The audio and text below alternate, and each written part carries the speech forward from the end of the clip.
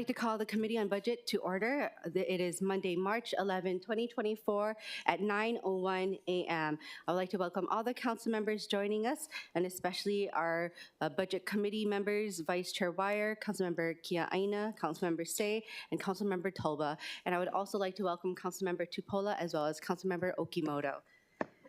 So before I start, I'm going to check if there's any members reporting online. There's none. So moving forward to announcements pursuant to Section 92-3.7 of the Hawaii Revised Statutes, this meeting will be conducted as a remote meeting by interactive conference technology with the following procedures in effect for the meeting. Members of the public will be allowed to provide oral testimony on all items on the agenda via two ways, remotely and in person in the council chamber. So remote and in-person oral testimony will be allowed when the agenda item is taken up. So before testifying, I'll ask each person to state their name, and each speaker may not have anyone else read their statement, and it is limited to a 1-minute presentation on each item. All persons who have registered to testify by video conference will be called upon first. When your name is called, please monitor your screen and activate your audio feed when prompted. I will then give persons who have not registered an opportunity to offer testimony. So please also utilize the raise hand feature on Zoom to be called upon. For those joining us by telephone only, please press *9 to indicate your desire to speak. I will then identify you by the last 3 digits of your phone number, and when your number is called, then I will ask you to please press *6 to unmute yourself when prompted. And if we have that, I will, of course, repeat it. With that, there's some friendly reminders and tips when you are testifying. Please video conference from a quiet location if possible. And if you're watching the proceedings on Olelo or YouTube or any other online format, please make sure to mute your television or computer or phone when the time you are called to testify. Upon the time you are called to testify. When the timer on the screen reaches 0, I will ask you to please conclude your remarks promptly. Once all the remote testifiers have testified, I will then proceed to in-person testifiers in the council chamber. Persons who have not registered will be given an opportunity to speak following the oral testimonies of the registered speakers. So HRS Section 92-3.7 requires all votes at remote meetings to be conducted by a roll call unless unanimous. Therefore, I will first call for objections, and if there are any, I will call for a roll call vote. For those council members, if there are any, participating outside of the council chambers, I will ask them that in accordance with HRS Section 92-3.7 that the meeting will then reconvene or will automatically recess if we lose audiovisual contact with any of those members, and we will not be able to reconvene until we reestablish contact. Therefore, I'll ask the council member online to please announce beforehand that they voluntarily sign out of the meeting. For written testimonies, please note that the testifier's address, email address, and phone number will be included to the public as described on the posted agenda. And as a courtesy, please turn off all cell phones. With that, members, I'm so excited to start the beginning of our departmental briefings. As we know, things are always fluid, so I really appreciate everyone's patience and time. I do also want to note, as I've been meeting with all the departments, that we have had our contingency day on Thursday, and we know that is also, of course, very busy evenings for all of us, and so we want to make sure that we conclude at a prompt time. We're not going to go into 9 o'clock, so I will be utilizing our Thursday contingency day. I just want to let everyone know that. I also do want to let everyone know that I will be making the determination around lunchtime after which department to break for lunch, and I will announce it before that department so I can let everyone know, so you can either plan your meetings. I know that we have meetings we got to squeeze during lunchtime because I got the same thing too, so that we are able to do that, and I'll do my very best, okay? With that, I would also like to note that the departments received a lot of departmental budget communications from your Committee on Budget on the prompts as to the department presentations that they should be providing. I also mentioned to all the departments during the meetings that I would like our council to and your discussion to also lead the discussion therefore afterwards. So we also have had more than a week's time to also review the budgets as opposed to last year where we only had the weekend. So I really am anticipating the review that you've all made during this past week, and I look forward to the discussions that we have. With that, we have our first item. These are informational briefings, and so not action items. And also, I have to announce that we have our Council Chair Tommy Waters here with us. And also our Councilmember Dos Santos Tam here with us. Yay, we have a full council with us. That's so awesome. Welcome, everyone. So first up, for agenda item number 1, we have the Honolulu Authority for Rapid Transportation Capital and Operating Budget Review. As we know, these presentations do go long, so I'm going to go with remote testimony first. We will now proceed with remote testifiers. Are there any remote testifiers? I don't have any listed here. If there's anyone online who wishes to testify, please utilize the raise hand feature or press *6 to raise your hand on the phone.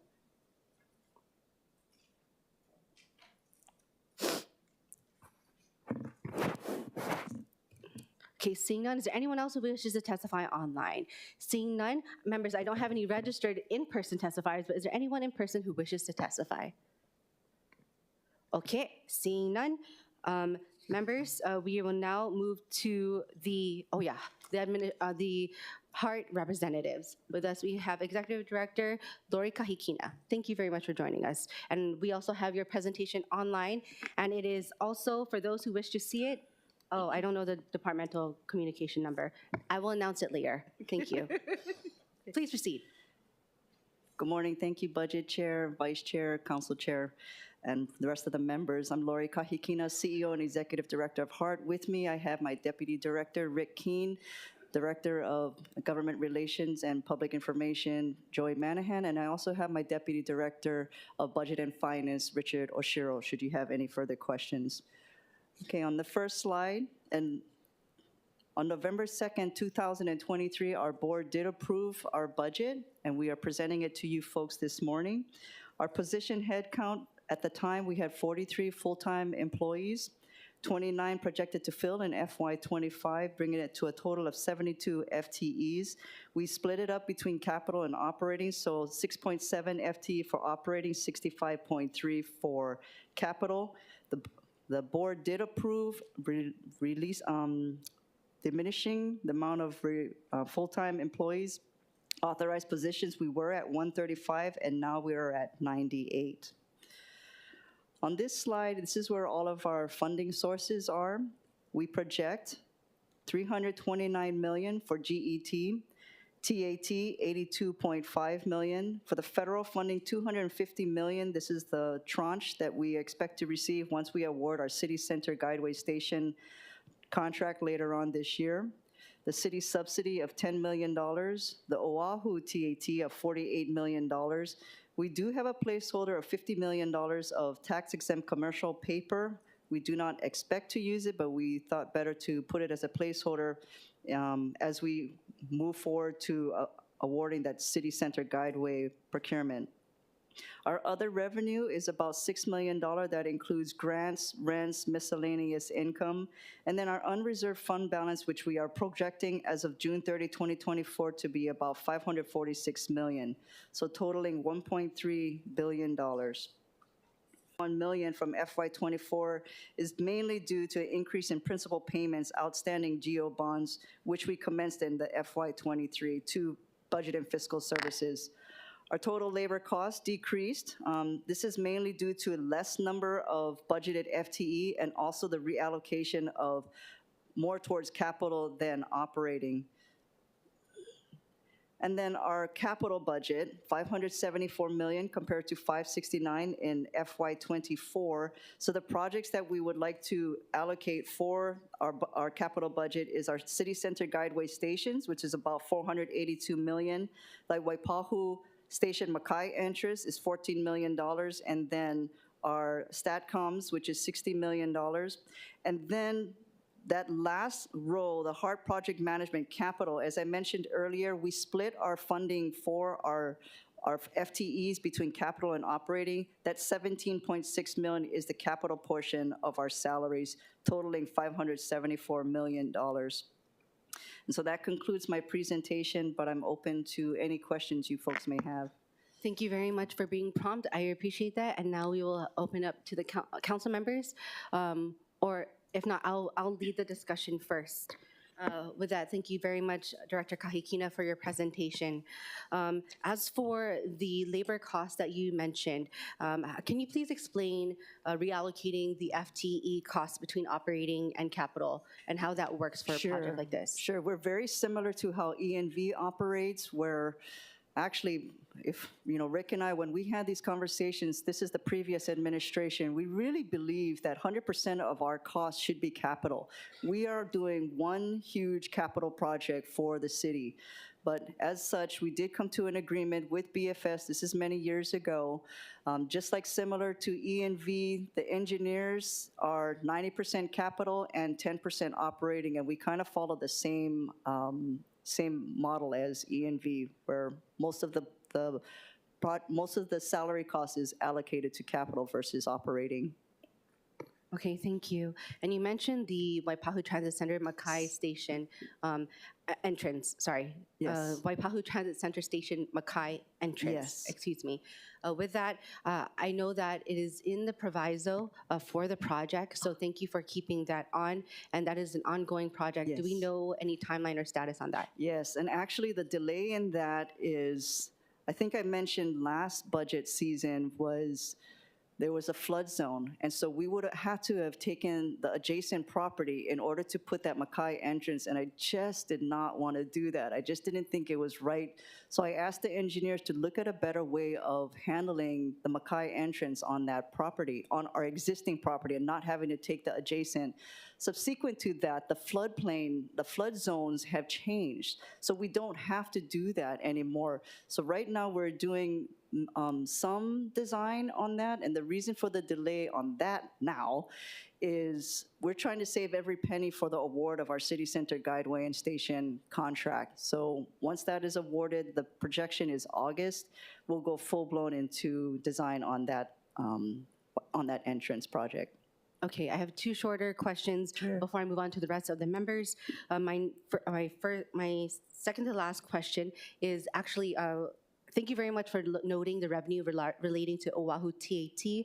We submitted a budget communications to the city administration, Managing Director Form B, asking for the breakdown on Oahu TAT. I'm not sure if that they've already reached out to you, but No. I've requested that information to be put into a table with certain information. Sure. And if since I know that they will be reporting it back to us, we've requested it to be submitted to us by tomorrow. Oh. Okay, So we'll reach this out was to last week. So administration. may I ask that you provide that to the MD's office so that they could provide us with a full breakdown of the Oahu TAT and where it's allocated and everything. We had different prompts for them. Absolutely. So, and that could be seen on in our council communications as well. Okay. One of our budget communications. Okay. So thank you. Will do. Okay, my next question, it's not a request, it's an actual question relating to the budget. I've noticed that now, this is a pretty big increase, which really shocks me, and this is relating to the HART board support. Can you please explain a little bit what the HART board support is needed for? Okay, so for the labor costs, that's not any different. HART used to put the labor costs within our existing labor, so they wanted to split it out so that it's clearer what positions they have. And then as far as the current expense. Oh, sorry, Director. I'm talking about the HART board. Yes. Okay. Yes, yes. So if you look on page 4, that labor costs, that 883, and a few lines down, the board labor cost, the 253, in previous budgets, we just combined that. We had it into one line item. The board has asked that we separate out the positions that are mainly to help with the board, to assist the board. As far as the board current expense, same thing. We kind of clumped it all together, but they asked to separate it out, and then they added certain things in there. I'm trying to remember what they added.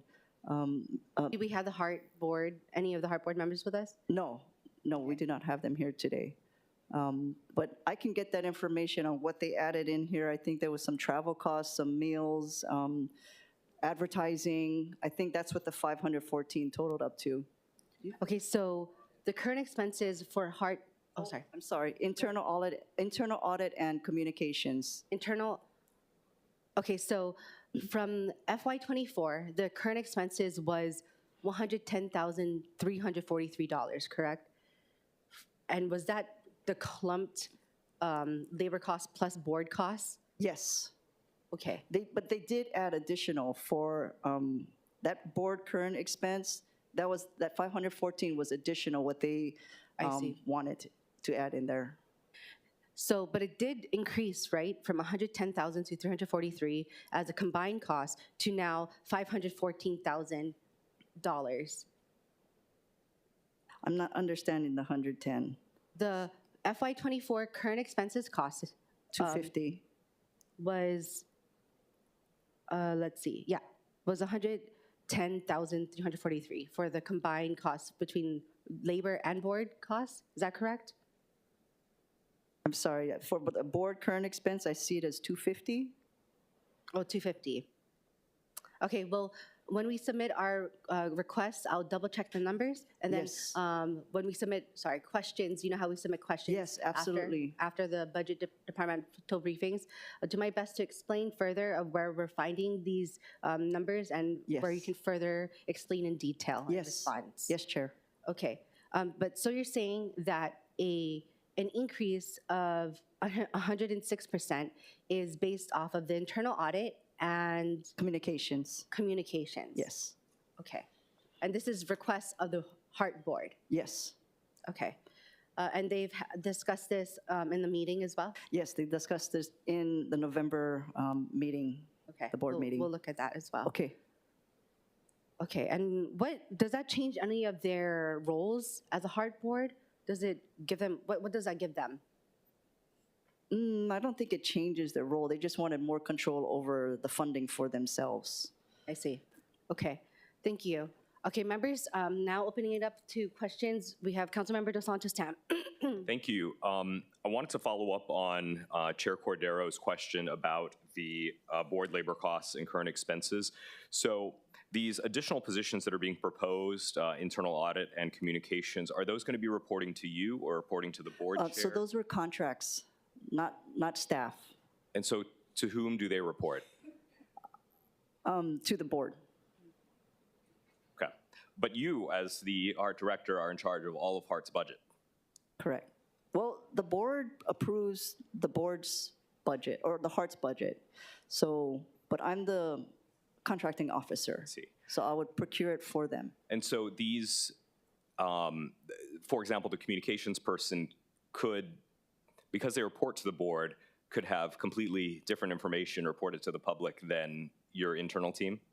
Hopefully that would not occur. I also hope that's not the case, but I can foresee a scenario where that's the case, and that concerns me because we'd have different information potentially getting out and confusing the public, especially with this very large contract that we're about to do, and we want to make sure that everything is accurate.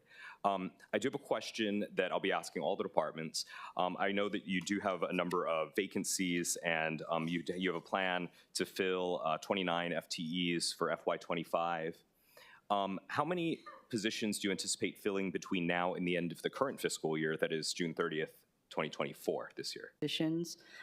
So what we are doing is I'm personally going to I've gone to 3 career fairs myself. So one the city had, I went to University of Hawaii College of Engineering. My staff, I couldn't go to the Shiler one, but I'm trying to reach out as best I can to see how we can entice people to come to the city and to Hart. Thank you. Thank you.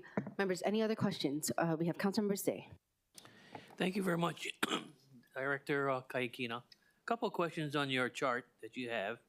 The first question would be the city subsidy of $10 million. that is basically going to operations, but is it for warm bodies or what is it? The 0.8%, 10 million. No, this is not going for operations. This is going for capital. So when we did the recovery plan, the first one way back when, right, it was the recovery plan, right? Right, so it was the recovery plan. And actually, I think it was even also the extension of the Act 1. The city was required to put what the so-called skin in the game. And that was 244 million, and that's what this is. It's the tranches throughout. So I think we have only about 3 more tranches to go from the city. So it is not operating, it's capital. Okay, so it's capital. So basically, all your funding, as far as what we have on page 3, reflects that it is all with the operations and capital. It is capital. The only one that is allowed to go towards operations is the Oahu TAT. Okay, then that's the 1%. That's the 2% for the project, right? No, I'm just trying to figure out if I can take down the 10 million city subsidy and reallocate it to the general fund. No, you cannot. This is a contract that is required when they extended the Act 1 and when the FTA approved the recovery plan. Okay, then the next question would be, may I consider asking the chair to lower the unreserved fund balance of 10 million? The unreserved balance is what's the cash is what Hart has in its account. I recognize that, but I'm looking for monies on behalf of the City and County of Honolulu to take some of that money to be used for City and County operations. Our funds are very regulated. It could only be used for capital, whether it's the GET, TAT, the city subsidy, all of the federal funding, it can only be used for capital. So the 546 million that we are looking at as the unreserved fund balance, I can't even touch that. That's correct. Okay. My, One final thought would be, because we're strapped for general fund monies, I can't even amend the Oahu TAT because of what was submitted by the administration to the authority in Washington, D.C. I'm just trying to figure out, because your GET, TAT, Oahu TAT is all dependent on how rosy the economy is. General excise tax, transit accommodations tax, and the other transit accommodations tax. So these projections are just projections that we are obligated with the federal government. But I'm saying, if there is excess, why can't we use the excess? That's So, what I'm saying for understood. county operations. Understood. So when you say the word excess, like you said, these are projections. And even to convince the FTA to accept our current recovery plan and to amend the FFGA, they are under the impression, which is true, GET, TAT is cyclical. It can go up and it can go down. So we're taking it as an average. If there's any excess, which we have asked them, can we use it to continue towards anything past the FFGA is to Kaka'ako. We have to get to Ala Moana. Can we use any of that excess funds to get to Ala Moana? And as of right now, they're not comfortable in releasing any of the funds. Right now, we need to do our base scope, which is to Kaka'ako. May I continue, Madam Chair? It's just tied to the Civic Center. That's where the rail will probably end for now. So can we say to FTA that the unreserved fund balance may be used for the extension to Ala Moana Shopping Center? Yeah, as of right now, when we just met with them a couple of months ago, no, they are not comfortable yet to even do that. But please remember, our City Center Guideway Station contract, it's the last big procurement that Hart will be putting out. It's about $1.3 billion. So yes, it looks like we have a lot of money in reserves, but that's going towards our procurement. And in that procurement, we do have we have the base bid, but we have the additive to get to Ala Moana. So come August timeframe, we will have a cost hopefully from the bidders, what it will cost to get us to Ala-Moana, and any excess, that's where we're putting the funds to. Okay. Oh, and one final thought in regards to page 4, the operating budget summary. Did this council over project your labor costs? Because the year over, you show a big cut of 57%. And that's why I'm looking for funds that we could use to balance our budget. So, yeah, the reason for the major decrease is we weren't so aggressive in the number of positions we can fill. We're in very difficult climate right now, so we reduced the amount to the request to the board, number of positions, and also we reallocated it differently. The previous budget, more was based, the breakdown, like I said, with E and V, the breakdown between capital and operating, we pushed more toward the capital. But remember, our funds can only be used for capital. So you cannot touch HART's funds to pay for city operating costs. But we can use the funds for operating costs of HART and its warm body positions, correct? Correct. Okay, Only the OTAT. okay, thank you. Thank you. Members? Councilmember Tupola. Brief follow-up question with page, hi, hello, thank you for coming. Follow-up question with the page FY25 operating budget summary. So real briefly, you said on board current expenses that the addition of the 264 also included one communications contract. Is that correct? It's one communications contract and the internal audit. I'm pretty sure the internal audit is required. Is that correct? Is that something you guys do annually? Okay, so different types of audits. We do a financial audit every year, so that's in HART's budget, not the board's. We do a financial audit. We have been audited by both city council and the state. This is something that the HART board wanted to do, an internal audit on top of what the city council and the state has already done. Would their audit be duplicative in any way, or is it auditing themselves as a board? I just have heard audit a lot. I just want to make sure we're not doing the same thing. And actually, at this point, when Edwin Young came in to be a board member, he actually canceled the solicitation. Couple of reasons. One, the bids came in much higher than what was budgeted, and he feels that it's gosh, what did he say? Almost like a violation. The way what the procurement stated to do, he felt it wasn't the right way. So he actually canceled the solicitation and wants to revamp how we do it. And he's actually not saying to do a solicitation. He's saying it should be within HART to do it. Okay, I'll mull over that. The second question was about the communications contract. So this is also separate from what you guys do for your own communications. So what is it for exactly? I think the board wanted to have its own opportunity to get information out there versus using our communications team or our communications consultant. I see. It just seems like a lot. I'm not saying that it shouldn't be done. Obviously, we want more transparency than less, but I feel like both of those things exist in your budget already, and so I don't understand why that needs to be duplicative there. I could see if, it was very separate for the audit, or maybe if the communications had more to do with streaming something live, but you guys spend a lot of money on communications, of which I personally think we could always do more because people are always confused about what's going on with rail. They want more information.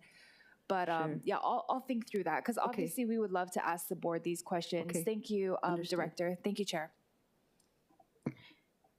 Thank you very much. Members, any other questions? Councilmember Topa. Thank you, Chair. Director, on the position summary sheet on page 1 of 5, are these separate individuals at each positions? Yes.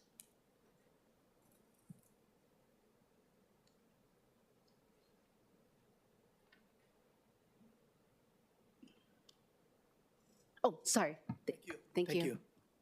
Thank you very much. Okay, so I would like to follow up on my, sorry. Members, are there any other questions? Okay, I would like to follow up on my current expenses relating to the FY24. Last year, in the approved budget bill, our HART budget bill, we noted that the board costs for current expenses, so I understand where you're coming from the 250K, right? That was including salaries plus current expenses, right? So are we looking at an increase for the board costs for both an FTE as well as current expenses? Or is it just current expenses due to the internal audit? Just current expenses. The FTE has remained the same. It's the current expenses that has increased. Okay, thank you for that explanation. That, you don't have to get back to me on that Okay. because you were able to answer that. Okay. But if anything, I may put that again Absolutely. in the request so that you can Absolutely. have that written to us. Okay. Okay, Councilmember Say.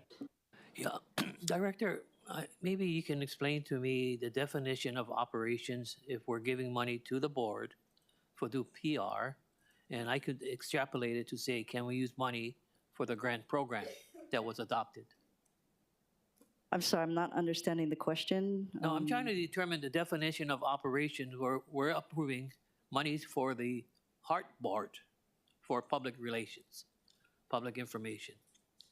Can I extrapolate it further to say that you're saying you folks can use the fund, but it's not capital, it's not for the development. I'm looking at it from what we had just adopted, the grant program for our small business along the corridor. Can we use that kind of money for that particular program that we had just adopted? You want to use HART funds to, It's still like PR, public relations. It's still like information that we're supporting our small business along the corridor. On behalf of the members who supported that ordinance, I'm just trying to find resources to address it. That's it. I'm just trying to help the members find money so that this program can be, sure. implemented. Sure. The mayor did sign it. I don't know the answer to that. Okay. And that's why I'm asking, can we do it? If we cannot, just tell me. But for the members' edification, at least they know. Why? Thank you. I don't know the reason for that. Okay. Any other questions from the members? And also note, I will remind all the members that if you have really specific questions per department, after the departmental briefings, as you know, we submit questions to the departments. So we'll be collecting that this week and then submitting it for response, prompt response from all the departments. Okay, none? Seeing none? None at all? Okay, moving forward. Members, we're still in discussion. We don't have any further questions. Please look forward to our budget communications with the questions for you to respond promptly. Yes, Chair. To. Thank Absolutely. you. Okay, we did testimony. Moving forward to agenda item number 2. We have the administrative overview. It is under Departmental Communications 154, but members, as you know, once we start the agenda number 2, agenda number 2 and number 3 may go on for hours, so I would like to allow for for testimony first. With that, we will proceed with remote testifiers. If you wish to testify and you're on a phone, please press *6 to raise your hand. Also, if there's anyone online that wishes to testify, please use the raise hand feature also on Zoom.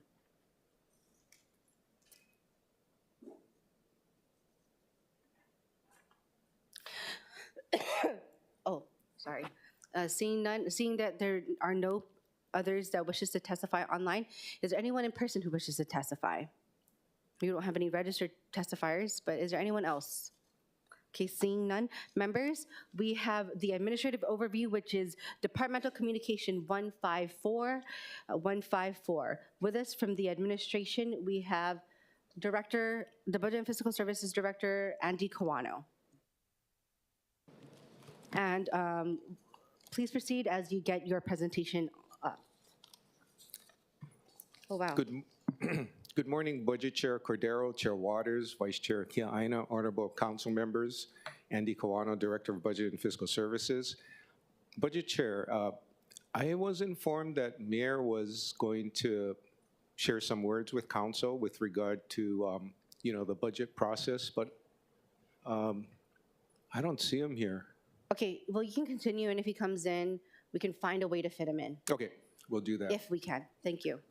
So with regard to the administrative overview, I'm going to focus on your guidance in Budget Communication 3 and talk about the larger variances at the very top of the budget, so budget bill totals.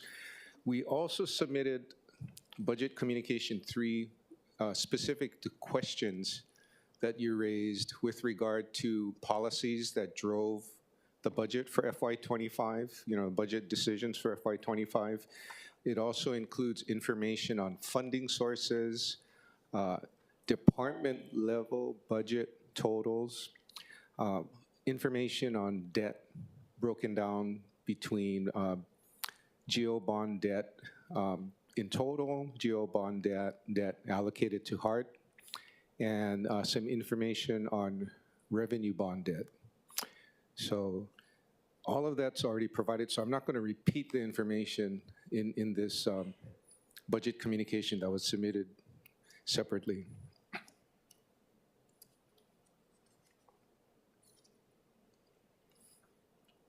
Okay, I'm going to talk about revenues first.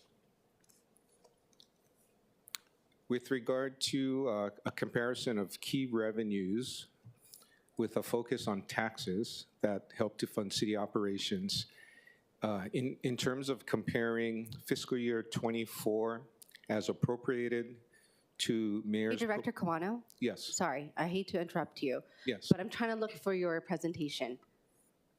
Do y'all have it?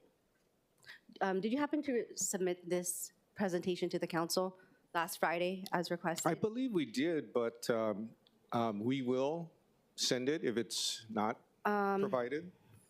Okay, one moment. Sorry, Director. Okay, we don't have this one. Okay. Also, the one online that I referred to as D154 is the pretty lengthy one that we have here. So we do So not, this one was submitted separately, right? yes, Yeah. we don't have the one you're reporting on though, Director. Okay, we'll submit the slides to you. Okay, it's also not Today. online. Yeah. So in the meantime, may I request that we request either your staff or managing director's staff to submit it to us? Okay, hang on one moment.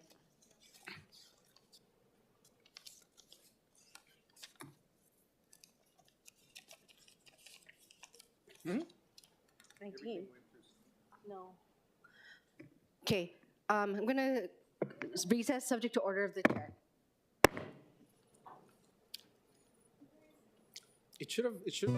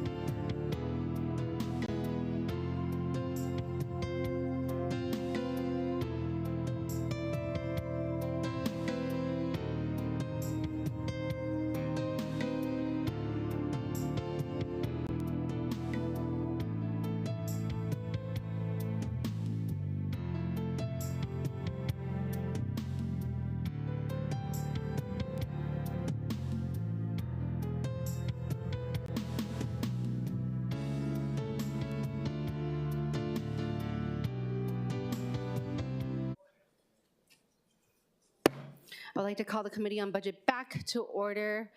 Members, before we, I'm going to start all over again for the administrative overview. We already did testimony for item number 2, but with us from the administration, I do want to note that we do now have the presentation.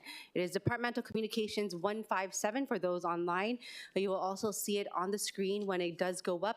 But if you wish to access it, once again, H&L Docs at Departmental Communications 157.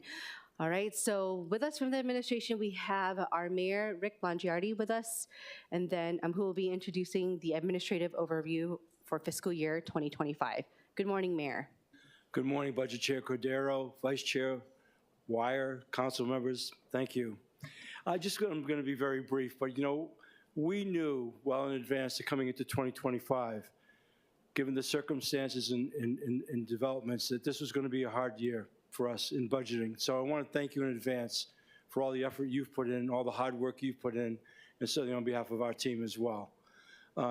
This budget's reflective of the real key priorities for us, which starts with housing, homelessness, obviously our need to correct DPP, our public safety issues that we have across the board that we're all in this together with, and obviously our continued focus on staffing. So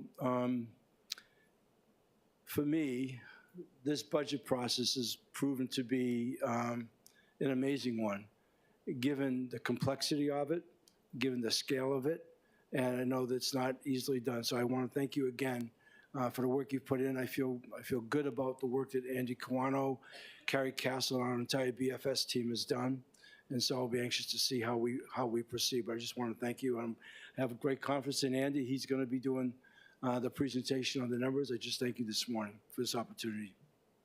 Thank you, Mayor. Are you available for questions from the members? Yes, I'm going to be in, this is our week to do State of the City, so I'm in today working on that, finalizing that, but I'll be available at any time. Okay, members, questions for the Mayor? Council Chair Waters. Good morning. Thank you for being here today. Real quick question. So there's 2,425 vacancies, down from 2,671. So I know it's been a priority of the administration to start hiring. But I believe that eliminating or updating obsolete positions is a critical component of our ability to budget responsibly and transparently, particularly if we are to ensure the continued operation of critical services and raise the salaries for some of our particularly hard-to-fill positions here at the city. As is evident from the vacancy data provided by each department, vacant positions rarely, if ever, are designated for abolishment. I guess in a nutshell, what I'm thinking is if we were to take positions that haven't been filled for 5 or 10 years and are not likely to be filled, let's just get rid of them, abolish them. I'm not against that. What we've been focused on for the last several years is, first of all, having done all the diagnostics on the fundamental functioning of our HR department and what that would take, and then looking at, in so many cases, especially in our big 5, the departments that just don't get the work done because of shortage of manpower. Those are the areas right now of primary and focus. I personally don't disagree, but as I was advised that some of those positions that have been on the books for a long time, they're always hesitant to take them off. I think what we're trying to do really right now is create a reality workforce. We know we have 8,300 FTEs. We've got some 1,500 plus that are operating on as personal service contracts, to try to convert those and also really fill in the departments where we need that labor. I am pleased at the progress we're making. I've said right from the beginning when we decided to take this on as a major issue, it would take us the duration of 2 terms to kind of get it going. But at least we're now, and for the second year in a row, going to exceed our HR rate. And last year was the first time that we didn't have negative growth. So we're trending there. I remain open on what is smart and what's practical and good for the city. I just know right now, though, we still have we still do not have enough people in a lot of key areas. And for that, I ask your understanding and the efforts we are making so we can hire accordingly, especially in some of our critical areas. Because one of the ideas I have is because I know the departments utilize those salary funds, right, for various things, even though they don't fill these positions. What if we give it back to the departments? We just take away the FTEs, but we give them the cash equal to what they're requesting, but we just get rid of those positions that we're not likely to fill them if they've been vacant for 10 years. What we've been trying to do, what I want to make sure doesn't happen, and this is what it was going on prior, I guess, is that the money becomes accessible, they use it for other things, and they lose the focus on the staffing. The primary issue right now is to increase our workforce with skilled people, knowing full well that we're up against the fact that people leave. There's a certain level of attrition for all kinds of reasons. We have retirement. We have really too healthy or too high a number of people eligible for retirement right now. We've got more than 15% of our workforce past the age of retirement still work. We have to be recruiting aggressively. So somewhere in there, what I don't want to do is lower the bar, take the focus off of that, and I realize that's incumbent upon us with our cabinet, which we continue to drill down on in our meetings and holding them accountable. I just don't want to do that, make the money too easily available for other things, because you always have those operational needs. Staffing, it's gone on for too long. I was blown away coming in and realized we had 3,000 vacancies in the city. Coming in, that was something nobody ever talked about during the campaign. That became, for me as an operator, really of paramount importance, but we were in the middle of COVID that very first year. So I think so much of the work we've been able to get done right now is on the proper focus. And you're gonna see us being a lot more aggressive in our recruiting efforts. And they've already begun to do that. So as long as we don't compromise the integrity of that, I'm all for making it as efficient and as realistic as possible. I think we owe it to the city to do that. No, I agree. I mean, Donna Puna came to us last week and talked about how she can't fill these engineer 5 positions. And part of it is because we're just simply not paying them enough. Yeah. Right? We can't compete with outside. But we're working on that. And we've had some great Mike Formby, Managing Director Formby, has done a really good job. I'm really very encouraged about the fact that we're going to be able to, we're working it through to pay beyond the wages that we have, because quite honestly, we're out of the ball game, completely out of the game. Yeah. I mean, I'm just saying, one of my ideas is we delete these obsolete positions, take that money, and we pay these engineers more money. I mean, I know that I'm oversimplifying it. Yeah. But if you and your administration is willing to work with us to try to figure out how we can do that and fill these positions and pay them more. We are totally open on that. I think we've already making a request as it is for some $4 million for pay raises. And probably that's going to increase. I'm not against that. I want to say it again. I think it's really important for us, and I don't know the exact number, but when we start talking about what's essential to really have the city perform at the level of expectations that our taxpayers deserve, that's the level we want to get to. And for too long, we've not functioned that way. So I just want to be sure we don't do anything that jeopardizes that end goal, okay? I agree. Thank you, Mayor. All right, thank you. Thank Any you. other questions? Mayor, as a follow-up, I have a question relating to the abolishment of positions. So you mentioned that they don't want to abolish positions. Is it DHR? Is it essentially your decision? I asked historically, the they is sort of the generic they. You know, I said, why is this? Why is it like this? You know, how? Because it's been going on for a while. And it was just sort of like, well, they just put positions on the books, they budget for them, and then they use the money for other purposes and not the key thing in staffing. And meanwhile, we were in continued negative growth. And I'm not up here to denigrate anybody before me. I just look at the reality of what we inherited. So we said, how do we reverse all of that? And that started with a really deep dive into how we were hiring. If you remember in the beginning, it's 180 days to get hired by the city. I mean, if that is not a malfunction, I don't know what is, you know, from the standpoint of what it takes to compete in today's workforce, all of which has become even more challenging in a post-COVID environment. So there is a generic they. It's not any intent by us or whatever. It's just a sort of, well, this is the way things happen. And that's one of the things we decided to reverse that trend on. Okay, and I understand that we also don't fund a lot of these vacant positions. So why are they still on the books, as Council Chair Waters mentioned, after 5 to 10 years? When I know some descriptions are typists, where essentially their job was to, do things via typewriter, which we don't do anymore. Correct. So when are we going to start abolishing those?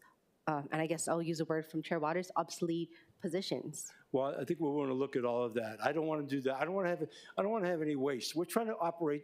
The whole idea of this is to create efficiency and effectiveness in operations. And for me, operationally, it always starts with your manpower. But to be candid with you, have not done a deep dive on those positions you're talking about. I'm open to doing that. Okay, thank And you. what I makes appreciate sense. that. And also, I understand that the provision for vacant positions, all of that funding was placed into the different various departments, so that just for vacant positions that they hope to fill. So currently, we're looking at a provision for vacant positions that doesn't have any funding in it. The provision for vacant positions are for vacant positions, and when they are filled, we are able to transfer that. But that allows for more transparency, not just for within the administration, but for us as a city council to allow. So Okay. I just want to bring that up because there's it's been distributed throughout the city departments. Okay. No, I appreciate that. Look, I'm going to let Andy Quano handle this as our budget director, but I'm going to say it again on record. I want us to do things that are really smart and good for the city, and I'm open to anything that's a better idea. Okay? Thank you. All right, thank you. We have questions from Councilmember Say and then Councilmember Tolba. Good morning, Mr. Mayor. Morning. Yeah, it's a privilege to see you here this morning, but I wanted to say thank you on behalf of the class of 2020. You've got Councilmember Toba, Okay. Councilmember Kiaina, Councilmember Cordero, Councilmember Tupol, and I. I think a lot of times we forget when we all came on board in 2021 that the budget that we had before us was not developed by your administration. Right. But more importantly, your leadership and your guidance in working together with the council has played a major role. Thank I'd also you. like to acknowledge Council Chair Waters as far as working with you as far as the administration. So I'm really excited that we're continuing on with the journey that we started off 4 years ago. Thank you very much for the affordable housing projects that you have provided for some of our colleagues. Well, for me, homelessness, I always bring it up. District 5 has the most homeless encampments. SPO, SNO, is that helping us? I think we should be asking our colleagues at the state legislature for some support and help, even though we are, as far as we, the city, afford developing those homes for the homeless, but we don't get that wraparound services that these individuals need once they're in that. Well, I think you'll begin to see that happen. We're going to be talking about that on Thursday night, but there's a lot of stuff. Look, quite candidly, we were ready to make a lot of announcements last summer as we were peaking after Governor Green's first 6 months in office, if you will. And the Maui situation, the wildfires really derailed a lot of the progress that we were making on that front. We're now back on track. You were there last week at the Behavioral Health Center, Crisis Center. That's just one step. There's other things we're going to be talking about and doing. His tuition program, loan repayment program, which allows up to $50,000 worth of loan repayments, and the $30 billion that was funded by the state legislature is already awarded 492 people. That's going to be a big incentive, not only at creating healthcare workforce, but retaining necessary workers on the island. And that's sort of the secret sauce in what's been missing in the homeless equation. We've developed a good modus operandi with CORE, and we're going to expand on that. That gives us a great capability. And we have facilities, city-owned facilities, as well as others that we could buy in addition to what the governor might put in with Kahali. What you need there, and really in order to get them off the streets and treat them right, is the healthcare workers, and that's what's been missing. And that is, I think, what we're about to plug into the puzzle here on a going forward basis. No, I just wanted to share with you my thoughts that, 4 years ago, being the budget chair, it was very difficult. Yes. And we did try to accommodate all of the members of the council. But more importantly, now that we are post-COVID, you have a budget that is before us, I think is balanced as far as what we have. And thank you very much. No, thank Thank you you. very much for not increasing any of our rural property tax rates. If you Well, we could don't hold want to on. do that. I agree. Look, we want to be practical right now. We've got a public out there that needs us to do right by them. And that's how I live every single day in every decision we make. And you know, money is money. It's finite. And our attitude has been, let's figure out what we have and let's make it work with what we have. And Okay. finally, Mr. Mayor, I just wanted to convey my best wishes to your team, your administration, as far as being very accessible Thank to you. the office that I do represent. And more importantly, I wanted to highlight how much I enjoy hearing them at the 7 neighborhood boards that I do attend, because they are responding to the concerns of what the Yeah. residents are saying. And for me personally, it's been a fascinating journey. You know, we had FRF, SLRF. You guys went with the Civic Center. Highlights that we were all a part of, you know. And that's what I'm just trying to share with you and the members, that, wow, are we out of the woods? I don't think so until we see what happens on the national level as far as what happens with Congress. Because Right. the dependency on our federal monies is tremendous, which I am very much concerned about. Not the city, but at the state level. And that's the kind of thoughts I was just thinking about what's in store for this year. But in closing, just thank you very much for a job well done. Your accessibility, you've got projects that you supported Chair Waters in the acquisition of that housing on Alawai Boulevard, Leahi Avenue, for Councilmember Kiaina, the closure that it took place three years ago, Haiku Stairs. Councilmember Say, Yeah, can we stick to this budget? Okay, Thank you. it's all tied to the budget in essence. Thank but you. I appreciate that. Thank Councilmember you. Tulba, followed by Vice Chair Moyer. Thank you, Chair. Good morning, Mr. Mayor. Good morning. You know, I've been hearing that we are going to be, in a very tight budget year. So can you highlight the areas in the budget where we'll be tightening our belt and where you have to hold back on the funding for some of the departments? I'll let Andy handle that because I don't have that right in front of me, okay? Okay. But I appreciate the question. I can tell you that we've done that. We addressed that with our team across the board. You know, where you spend your money is ideally reflective of your priorities. We established our priorities. I just got done telling you the big 5 for us had to do with housing, homelessness, DPP, staffing, and public safety. Not necessarily in that order, but I would tell you housing's been first. So we want to make sure we have enough allocation there. And where other places we could make those moves, we have. But in the detail of that, in the scale of that operating budget, I'd like to have Andy handle that to be exact. Okay? Thank you, sir. Thank you. I'll call upon you, Councilmember Tulba, when after Director Kawano's presentation. Okay, Vice Chair Wire. Mahalo, Chair. Yeah, Mayor, I just wanted to say thank you. I think when you talk about your team, you really did put together a great team, and I echo the sentiments about Thank you. just everybody being accessible,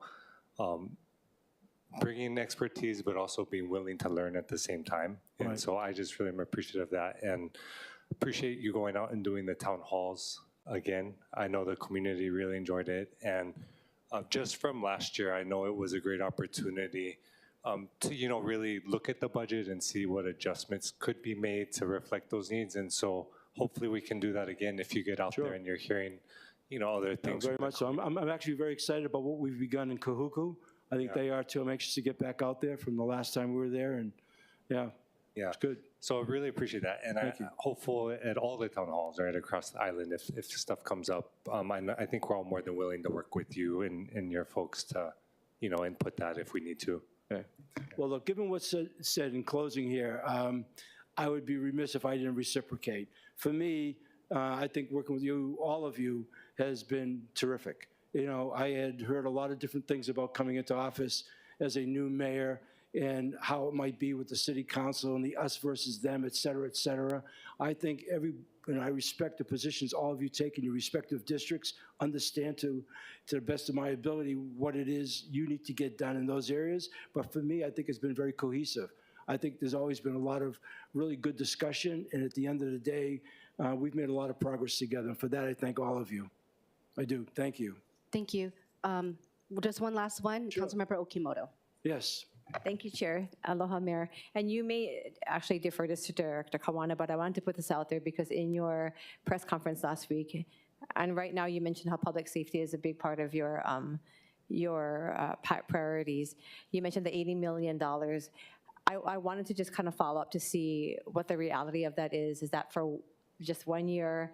What are we looking at? You talked about being in communications with the different partners that we have to deal with. How are we looking with the budget that we have?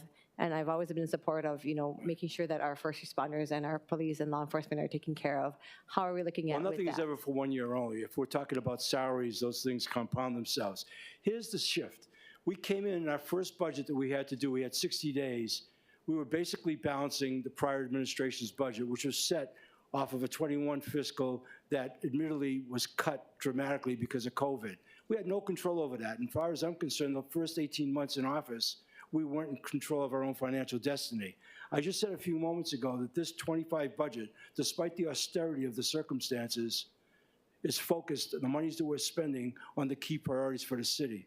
And that's where the shift that we're making has a lot to do with that, to improve overall operating efficiency and effectiveness of the city. So anything that we're looking at, especially as it relates to salary increases, to try to be competitive, whether we're talking about public safety or what we're doing with the police or any of the other sectors, engineers, is all geared towards allowing the city to operate at a high level as an employer. We know it's a great place to work. People in this city have been really exposed to it now over the last several years, especially in the recent meetings that Mike and I have been doing, these skip level meetings where we're meeting with people at the workforce at different levels. There's a lot of pride and there's a lot of caring. And we want to strengthen that, okay? Thank you, and I completely appreciate that and agree. And in relation to any updates on the hazard pay for that $80 million that you had mentioned, do we have any updates on that? No, I don't have where any that's going? updates on that other than we have some strong feelings about that and the circumstances. We've had some meetings. I don't want to take anything away from Managing Director Formby. We have a couple of requests on the table. We have to obviously do and have a lot of conversations. At the end of the day, the numbers are significant, and that's what we're concerned about. They're really significant. I appreciate the cooperation of the council. Unfortunately, because of some precedents, this may even go beyond the monies we have available. We're trying to figure out what that looks like. The multiplier effect here in Oahu is very different than the multiplier effect on the neighbor islands. And so decisions to get made there, and knowing the precedent that that creates and what that represents for us is not easily solved. And that's what we're dealing with now. Understand and agree. And again, I know that we're continuing to work because what happened during that time when COVID hit us and we had to kind of figure things out on the job. We want to make sure that we're taking care of those people who are going out there that were deemed essential as well. We have no objection to the concept of hazard pay. The question is, right now, what's the final number? Thank you, Mayor. Thank you, Chair. Okay? Thank you. Okay, thank you very much, Mayor. We really Thank you. appreciate it, and we'll dive now into the I'm in my administrative office right overview. down the hall. Thank you very much, everybody. Thank you for the invitation. Appreciate it. Okay, so now starting with the administration's overview, once again, it is Departmental Communications 157, D157. With us from the administration, I do have to note we already did testimony for both in person and online. So I would now refer us to Budget and Fiscal Services Director Andy Kawano. Good morning again, Budget Chair Cordero, Vice Budget Chair Wire, Council Chair Waters, Council Vice Chair Kiaina, and honorable council members here today. I'm Andy Kawano again, for the record, Director of Budget and Fiscal Services. And again, based on time and following Budget Communication 3, our slides are going to cover top line information on the mayor's operating budget and the city's revenues. I'm not going to cover what we've already provided in the other component related to Budget Communication 3 and the mayor's executive operating budget booklet that's posted as well. So we're gonna just focus on the numbers here and variances. So revenues first. We're going to go to slide number 3. Slide number 3 compares the city's key tax revenues. As you all know, the main revenue source from taxes is the real property tax. This year, our proposed budget includes a real property tax of $1,728,000,000. We don't include what we collect from prior years, through the appeal process and whatnot, but specific to FY25, the budget proposes that number. That line item has the largest increase at $57.8 million. But, I'd like to remind everyone that our appropriated number for last year included the one-time tax credit, for homeowners, and the estimated cost for the one-time tax credit was about $53 million. So if you factor that out, essentially real property taxes are flat this year.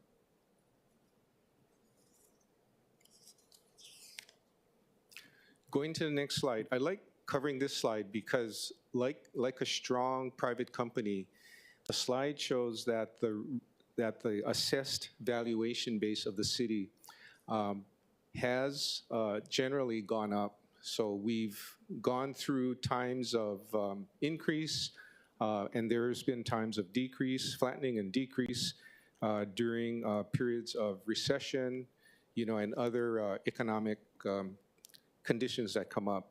We just got out of the pandemic and had a very strong assessed valuation for the 24 and 25 fiscal years. Or I'm sorry, the 23 and 24 fiscal years. 25 is essentially flat relative to 24. And not knowing what's going to happen, going forward, the economy still looks stable. It looks like the soft landing that the Congress, wanted to achieve may be achieved. It's something that, a lot of people thought would be unattainable, but it looks like it could be there. But in the near term, we don't expect large increase in valuations because interest rates are still high. Although the assessment is there's going to be some pullback of the Fed funds rate that could bring down mortgage rates for homeowners and other property owners. So we expect continued strength. So what's interesting is if you take the $80 billion total assessed value 30 years ago, and if you take out your HP or you put it in Excel and you calculate going up to about $300 billion in assessed value, that's about a 4.5% annual compounded rate of growth, which is, speaks to the stability of our assessed valuation base. And the rating agencies look at this and we get credit for it. So the city is rated by both Standard & Poor's and Fitch at a AA+, which is just one click below a AAA. AAA rating was the rating that the U.S. government securities were at one time. They've actually pulled back because of the issues that are happening in Congress. Go to the next slide. We're going to touch on operating expenses at a high level now. Slide 5. We like showing this pie chart because it breaks down where we spend our money. And as you'll see, a lot of money, almost 24%, 23.3% falls under a category called miscellaneous. If you go to the budget bill that's proposed by the mayor, if you go to the back end, after all the departments are lined up, you'll see a section with all of the provisional accounts that cover expenses for the city's government as a whole. Expenses like what we pay into the ERS for employee pension, expenses like what we pay to EUTF for current health benefits, and then expenses for OPEB for health benefits after retirement. Those are very large fixed costs that we have to keep our eyes on. Unfortunately, we're going to talk a little more about pensions and OPEB because we're still not fully funded. Those liabilities currently exceed what we've set aside in terms of assets to meet those obligations. And we're still working to get to more of a fully funded status. The pie charts also shows that, debt service takes a lot of dollars from our budget, nearly $680 million. Nearly 19% goes to debt service. So when you look at that miscellaneous or employee benefit, maybe that's a better way to describe it, and debt service, you combine the two together, you're looking at more than 40% of the budget used for fixed costs that we're going to have to continue to fund well into the future.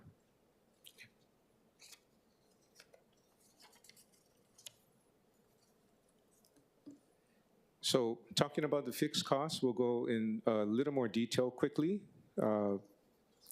These costs for OPEB, ERS, or pension, debt service, rail operation and other project costs, and the future collective bargaining impacts to not only FY25, but to future years as we update the collective bargaining agreement will have an impact on what we have to pay with respect to city costs and costs to fund city operations.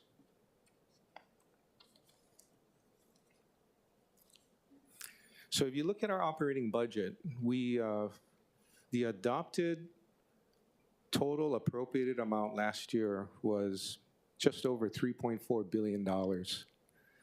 Our projected budget this year is at $3.6 billion, so approximately a $200 million increase. When you look at the data that we provided to you, you'll see that the increases were in three groups of budget lines. One for the departments, so the department budgets increased by about $141 million. And the largest component of the increase related to budgeted salaries and fringes due to collective bargaining. And then the next group related to increases involves equipment funding. We have a lot of dated equipment throughout the city that has to be replaced. The equipment in a lot of cases have aged and are not in operation. So we're gonna have to go through equipment replacement. Compounding that, coming out of COVID, we've had a challenging time going through procurement for a combination of things. We do have capacity issues like the rest of the city, but with regard to working with our suppliers and other vendors that provide the goods and services we need, they're going through the same. They are going through the same recovery process that the city has been going through. So there are logistics, cost, and other challenges to get product in, and we're working hard to get the equipment renewed. So that's going to be a challenge.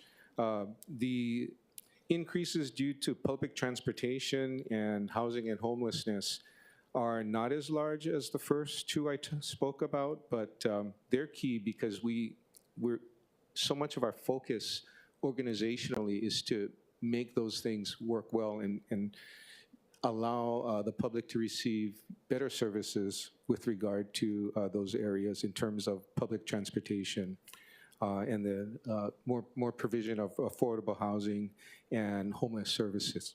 So there's a lot of focus there. The next group, debt service. Our debt service increased by $21 million. And as I've testified in prior years, we are very careful as to the amount of GO bonds that we sell. We sell based on what we need. We are, thanks to working together, we're authorized to sell bonds equal to the CIP budget. But what we do is we project out what we're actually going to expend in terms of bond cash, and we sell bonds so that we can cover our bond cash commitments. So we typically don't sell bonds in an amount equal to the CIP budget, but an amount that we feel that we can actually execute in terms of project work in progress and project expenditures. So keep an eye on debt service to ensure that we keep the increase at an amount that we can afford. And then fringe benefits and provisionals increased by $56 million. A lot of that related to some one-time or pilot-type costs. We have a new provisional for disaster preparedness and response in response to our needs to be prepared for disasters that can occur, especially after the Maui wildfires. We have a fixed increase for the retirement plan, ERS. With regard to risk management, we have an increase there with respect to, most of it is due to rail. So when you compare risk management for FY25 to what was appropriated in FY24, you'll see an increase. Most of that is tied to rail. And lastly, with regard to hazard pay, there's a $80 million line item for hazard pay, so we've built capacity to prepare for the settlement of hazard pay. At the same time, we created a capacity using FRF funding, so for 1 year, you'll see a fluctuation in OPEB, where OPEB looks lower, but it's not. We're going to fund some of the FY25 OPEB using FRF monies. So we're using federal monies to fund some of the OPEB, which is allowable, and then we free up general fund monies to build capacity to fund the contingency for the settlement of the hazard pay issue.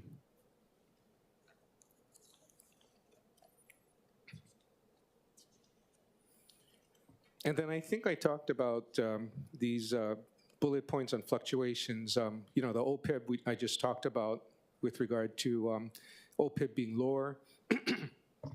The second bullet with regard to $80 million for the provision for hazard pay in the mayor's proposed bill. That increase, again, was put in place to build capacity. Provision for vacant position decreased from last year from an $8.4 million amount to zero. As you were asking the mayor earlier, you'll see variances, not only in the provisional that you can ask questions on, but in select departments, there are larger variances to help fund mayor priorities, at the same time help to balance the budget. We couldn't keep some of the vacant position budget reduction in provisionals. We use it to help to balance the budget, but we're only talking this year with regard to general fund monies, a few $1 million. It's not that much.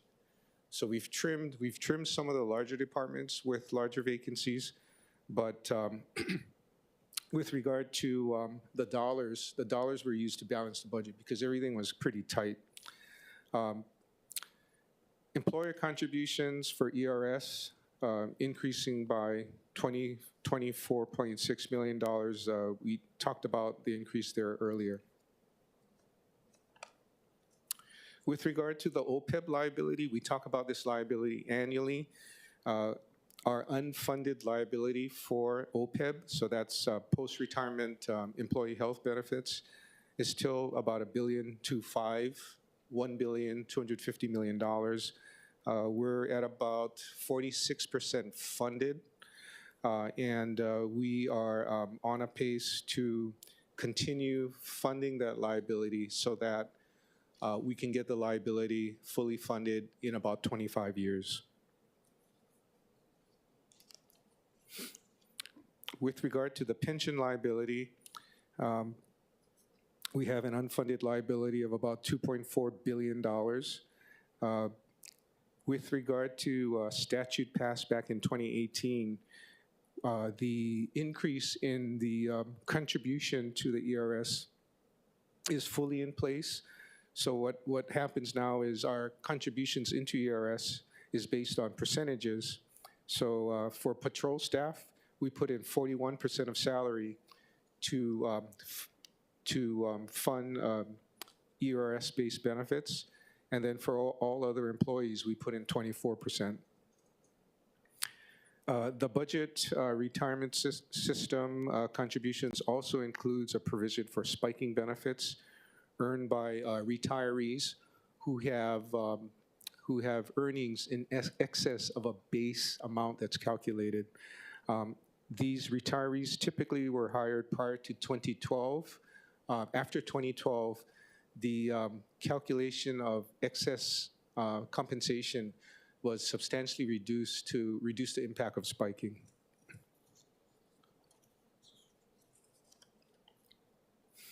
This line chart shows, the growth of our ERS and OPEB and EUTF expenditures.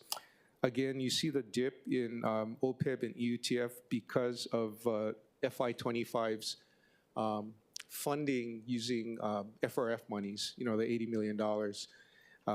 Next year, when we draw this graph, the OPEB EUTF line will probably go back up and be more, follow the trend of ERS.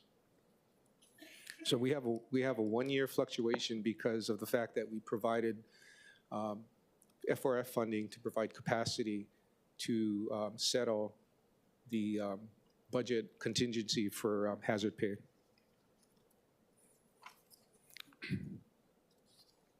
With regard to debt service, we continue to address higher borrowing costs. What's really interesting is that when we sold bonds in 2021, that's the first time I went through the process of selling bonds, our total all-in cost, so this includes issuance costs along with interest, to sell the bonds was about 1.5%.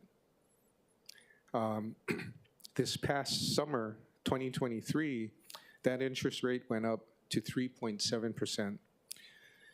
Every 1% increase on $1 billion is $10 million more in debt service, just for interest. So, this, again, we have to be really diligent as we sell bonds to ensure that we can afford the debt service going forward.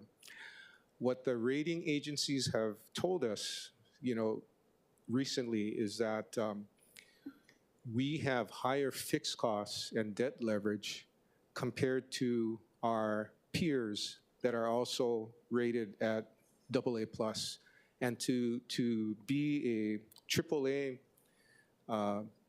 have that creditworthiness rating from the credit agencies, we're going to have to somehow reduce our fixed costs relative to our operating budget and debt service relative to operating budget. But that's going to take time. It's not going to happen right away. It's going to take time. And it is possible because Board of Water Supply, if you didn't know, Board of Water Supply, which is a separate entity, is rated AAA by the same rating agencies that rate the city for creditworthiness.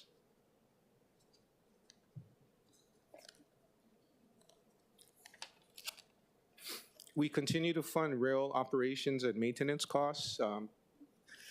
In June of 2023, we took the first segment, 11 miles, 9 stations. In fiscal year 26, we're going to take the second segment to Middle Street. The current cost in our budget right now is very close to $90 million for the first segment. When that second segment goes into operation, gets turned over to the city, we're going to add, in today's money, there's going to be inflationary increases, about $50 million to our operating budget, or in terms of what we have to fund.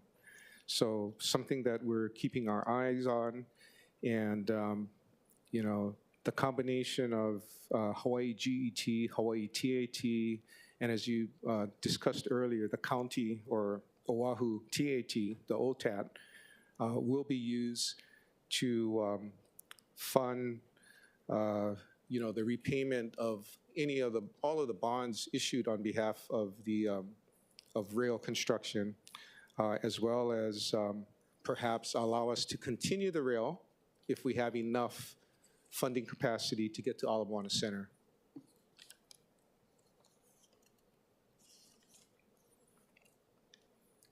Okay, I'm going to go through the CIP, the Capital Improvement Program budget overview quickly. In terms of strategy, the focus continues to be ensuring that we focus to meet our infrastructure needs. We meet health and safety standards that is required throughout Oahu. We focus on investing in parks, recreation, and cultural facilities, and that's always going to be important to us. We're going to focus on driving transit-oriented development with a major focus on affordable housing, which is at the top of the mayor's priority. And then we have to continue to fund projects mandated by state or federal law, specifically those projects related to sewer water. So when you look at the pie for the CIP budget for FY25, our budget is about $919 million. Nearly half of it is allocated to sanitation. Most of that, 48.5%, or $445 million, is sewer water related projects required by consent decree. We have to do it, or we'll get fined.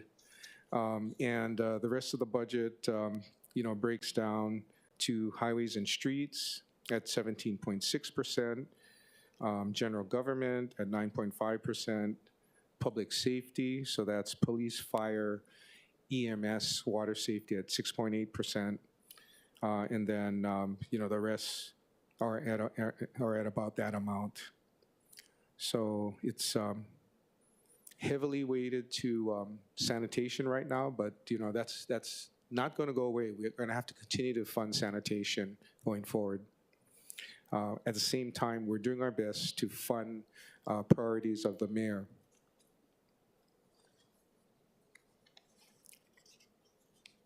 Some of you may ask, how did this proposed budget of $919 million decrease from the prior year? Most of the decrease is from two areas, one of which is last year's adopted budget or appropriated budget included about $260 million for housing and human services for the homeless.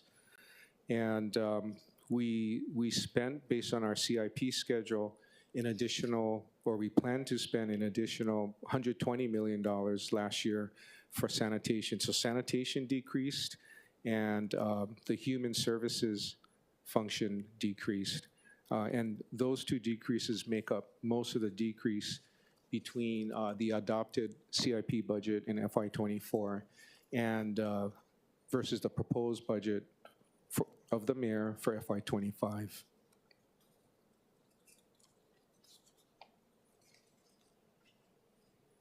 Yeah, and the slide that we're showing right now breaks all of that down. There is also a $26 million decrease in mass transit that I didn't mention, but it's a smaller amount. And that decrease is mainly due to the schedule of bus and handy van purchases. Our CIP budget that we appropriate annually is good for 2 years, so we have the luxury of looking at our progress in terms of procurement and expending the CIP funds, and we can make adjustments annually up and down, and that's essentially what we're doing. We're adjusting the budget, right-sizing it, such that we're estimating what we can actually expend, based on our capacity and the capacity of the vendors we work with.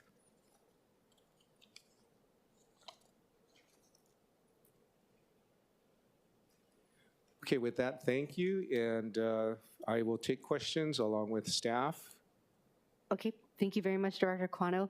First up, we have Vice Chair Wire, followed by Councilmember Tolba, followed by Councilmember Dos Santos Tam. Thank Vice you. Chair Wire. Mahalo, Chair. I'll just do a question for each budget at this point, and then come back later if I have more. But Okay, thank you. appreciate that, and then appreciate Director the presentation regarding the operating budget. And I know I don't want to get us into executive session, but if we can just kind of hone in on hazard pay. I think my main concern, understanding that we know the numbers coming out of Maui, we know it's an ongoing conversation. As mentioned, we know that the PVP accounts gradually been coming down and then come down to 0. So I know last year was 8. I think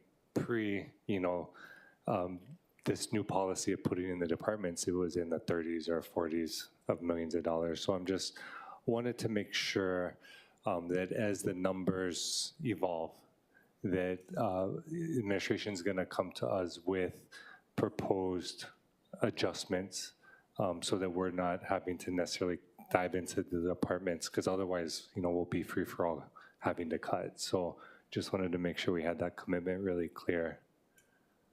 Yeah, that's definitely clear. If the administration during the budget process has an adjustment that has to be made, we'll do our best to provide you with the area that the fund should be removed from.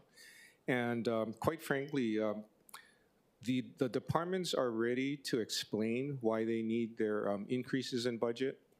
And you'll see as the departments do their reports where those variances are, where the monies were put to fund MERS priorities. And then it'll be council's prerogative and assessment as to whether or not council agrees as to whether or not we can move forward. But the departments are ready to explain their variances succinctly. Okay, I do appreciate that. And then just a quick question, Chair. I did want to just get a little bit more analysis on the affordable housing conversation, because very excited and appreciative administration moving on prior CIP money, because there is a lot of potential there. And then also, of course, utilizing the Affordable Housing Fund. I just wanted to make sure or understand the analysis for why there wasn't a need to have at least some greater amount of coverage in this budget. So say we're ramping up into next year's budget, right, that there's potential to be contemplating and working on projects, because I was just a little, I don't want to say surprised, but just thought it was interesting that we'd see kind of this big dip and not want to have kind of a consistent support. So I just wanted to could get a little bit more analysis on that. Yeah, so last year, I believe Mayor proposed $100 million for affordable housing. Council members, in getting to the adopted budget for FY24, essentially doubled it, because I think $70 million was added to the affordable housing project, in last year's budget. And then additional monies were added for TOD purposes, for homeless housing. And that's why I mentioned that, we have a huge amount to spend. And and I can speak for myself, working on the acquisitions is a complex process. Depending on the asset or property being acquired, all kinds of studies have to be done to comply with law, federal and state law.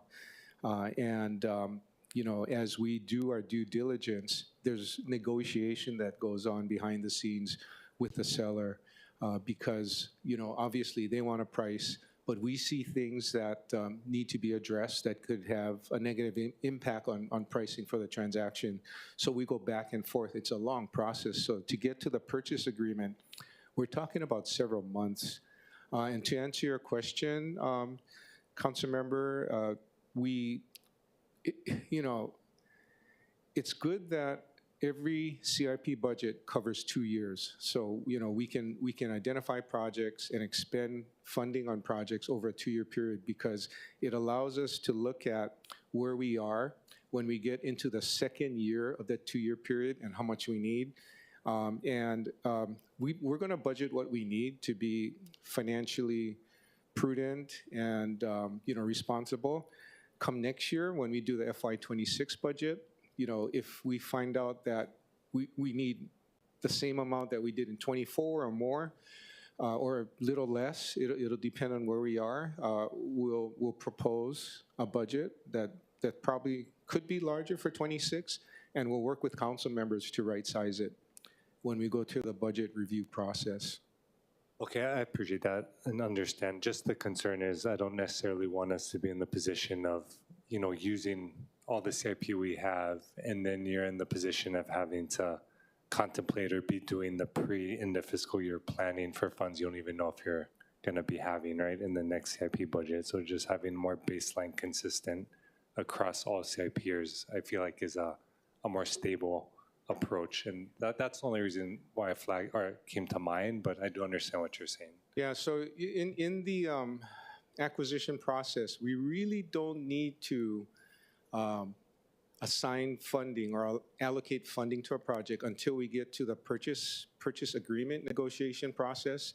Before that, it's all negotiation. It's doing studies, assessments, environmental, for instance, looking at flood zone issues, that kind of stuff. So as we go through that kind of work, it's really pre-purchase, and we're not really locking in funds at that time. And that's why I mentioned it's a very long, laborious, complicated sometimes process No, totally understand. to acquire property. I think what I'm saying is that process, right, is contemplated before you lock in funds. And so just in terms of the long-term planning, like you're going to start that long planning process contemplating funds being available at the end, right? So you understand what I'm saying? Yeah. So yeah, I understand what you're saying. And I understand what you're saying, and we're learning, and it's a process that's probably going to take, a few years to nail down better in terms of having more level appropriated amounts. But again, it's a process whereby we're figuring out, what we can do based on our capacity. At the same time, we're being asked to look at other tools to acquire property, like Managing Director explained in prior testimony during briefings that we've been asked to be involved with the state, HHFDC, to fund acquisitions using private activity bonds. That's something brand new. I knew nothing about it, and most of our staff learned pretty much going through the transition. Thank God the investment bankers, bond counsel were very knowledgeable about those kinds of appropriations. So as we went through the transaction, we learned from them. So in addition to the standard city CIP funding process, there's all of these other funding tools that we're being asked to look at, not only by council members, but the ledge, special interest groups, outside of the state, and within the state. So there's a lot going on, and it's a complicated process, but I can say that we're all learning a lot every day. Yeah, appreciate that, and definitely don't want to minimize it, because like I said, I'm ecstatic actually that administration is trying to utilize all the prior CIP money, and like you said, has used the PAB funds. So appreciate all the work that you're doing. Thank you, Chair. Thank you. Councilmember Toba, followed by Councilmember Dos Santos Tam, followed by Councilmember Tupola. Thank you, Chair. Same question I asked the mayor. Can you highlight the areas in the budget where we'll be tightening our belt and where you had to hold back on funding, some requests from the departments? I'm going to let the department speak to that, but I can tell you, sitting on the opposite side of the table, working with them as we made decisions to, right-size the budget, made decisions to, meet mayor's priorities to get to a balanced budget. Every department sacrificed, and I want to, no one complained. There could have been complaining behind the scenes, but, in terms of having these meetings and working to determine, okay, what's the most important thing we have to do for the city, I can tell you that across all characters of expenditure, salaries, current expenses, and equipment, we made sacrifices. And, we're talking tens of millions of dollars because the departments came in with proposals, and we told the departments up front that it's going to be difficult to balance the budget. Everyone left blood on the table, so we didn't get everything we felt that we needed, but everyone prioritized, and accepted what could be provided. Not to say that there were some departments that were given extra because they fell under mayor's priority. So you'll see variances in some departments that you can inquire on and get more information on, but it was really across the board. There's not one area. Thank you, Director. I'll ask the departments. Thank you. Thank you, Chair. Okay, thank you very much. Next up, we have Councilmember Dos Santos Tam, followed by Councilmember Tupola, followed by Councilmember Okimoto. Thank you, Director. I have two questions. The first is, I note that your department is forecasting a 3.9% increase on RPT for this year. I guess the challenge that I face is often I get complaints from constituents who see their individual assessments go up by much more than that. And so I wanted to ask what categories of properties are we anticipating seeing more increases of? Is this fair across the board, or is it more concentrated in, say, residential or hotel or industrial? And then what efforts is the department making to make sure that these collections are, and the assessments are being done fairly and in a way that makes sense to individual property owners? Councilmember Dos Santos Tam, the assessments that we have thus far, one part of the equation, the rate, the real property tax rate is the other part. The assessments are relatively flat. What's changing though is that combining the two together, the increase in the projected dollars is largely due to the fact that last year we factored in the one-time tax credit. And that credit was essentially provided to homeowners. So the residential class got that benefit. And the cost of that was about $53 million. So if you, and this year there's no one-time tax credit because it was a one-time credit. So if you factor that in, the taxes are essentially relatively flat. Where do we have increases? Within the well, actually, we have two new classes. We have TVRs, and we have, bread and breakfast that are populated with the, STR law. And there's 1,000 or so, maybe, parcels under there that are going to be taxed at a higher rate. So that has an impact in the revenue, but not that much. And then looking at hotel and resorts, and commercial, they're probably paying a little more. The rates, we didn't propose to council increases in rates, but there's recovery that's ongoing in general in those sectors. I would say mostly hotel and resorts. There's recovery on Oahu. But overall, I would say residential, flat. And one reason I can tell you that there's less dissatisfaction is that for the 2023 assessment last year, because of the increase and because of the fact that, especially North Shore side, Councilmember Wire's district had large increases. There were over 2,100 appeal applications. This year there's about 1,200, which is lower than the average. On average, we have about 1,500 to 1,700. When I've asked our real property assessment staff as to, historically what typically happens. So last year was higher, more appeals last year, and this year so far lower. Well, I shouldn't say so far, this year lower at about 1,200. So I think there's less concern or less dissatisfaction about increases. And I can tell you, boy, the $53 million that we're not putting back, giving back to we really needed to balance the budget for FY25. Thank you, and I'm sure that me and my colleagues are going to continue to look at this throughout the budget process for sure. And my second question has to do with the fuel tax. I see that we're forecasting a decrease of 6.9% in fuel tax revenues, and this is on top of the 15% reduction that we've seen since 2017 already. And so this is a source that's continuing to go down for the county. I wanted to ask if the administration is monitoring what's going on the state side with regard to potentially giving us a road use charge, which hopefully will help us stabilize this, because the fuel tax, as you know, goes towards really important transportation-related initiatives. I just want to make sure that we're looking at every potential source of revenue, especially if other counties are going to be looking at it. Council member, that's a very good insight and very good question. We are talking to the state, DOT in specific, Department of Transportation, with the electrification of transportation, more electrical cars, more hybrids, there's less fuel that's going to be purchased.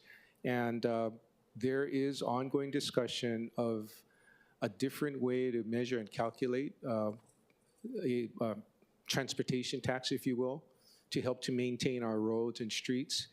And that discussion is ongoing, but you're right, we're going to have to change that tax eventually and how it's exacted, charged to motor vehicle drivers, and that's going to come.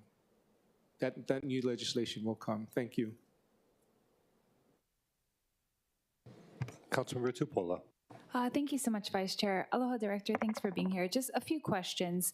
Kind of just to cut a very different, something similar to what he was asking about RPT, but maybe a little different. You know, on the slide where you have this bar graph with the real property assessments in billions, you give us like maybe 4 different points of where there were historically things happening in the country as to why maybe the property taxes were affected. And I want to say that there are only 2 specific years where the jump was huge, right? So I think from 2006 to 2007, it was like 40 million. It jumped up in collection. And then in 2023 to 2024, it was like 35 million. That was the valuations. A lot of that got covered in the news. But in those 2 jumps, you didn't really attribute it to anything. I'm just asking for your thoughts, because was there something that really made that valuation jump up so high now that we can see it from year to year? Luckily, I'm old enough to remember some of the history. So Take us to school. There was a flattening going into the year 2000, right? There was the dot-com bust, as I remember. There was Y2K that kind of slowed everything down. And then 9/11 happened, where everything shut down for a while, for a few weeks.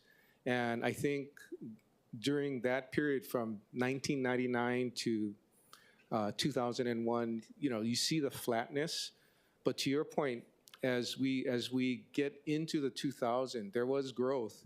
But a lot of that growth, as you recall, was due to financial institutions lending out cheap money, right? Variable interest rates, default credit swaps. They were doing all kinds of crazy stuff to make borrowing seem low cost.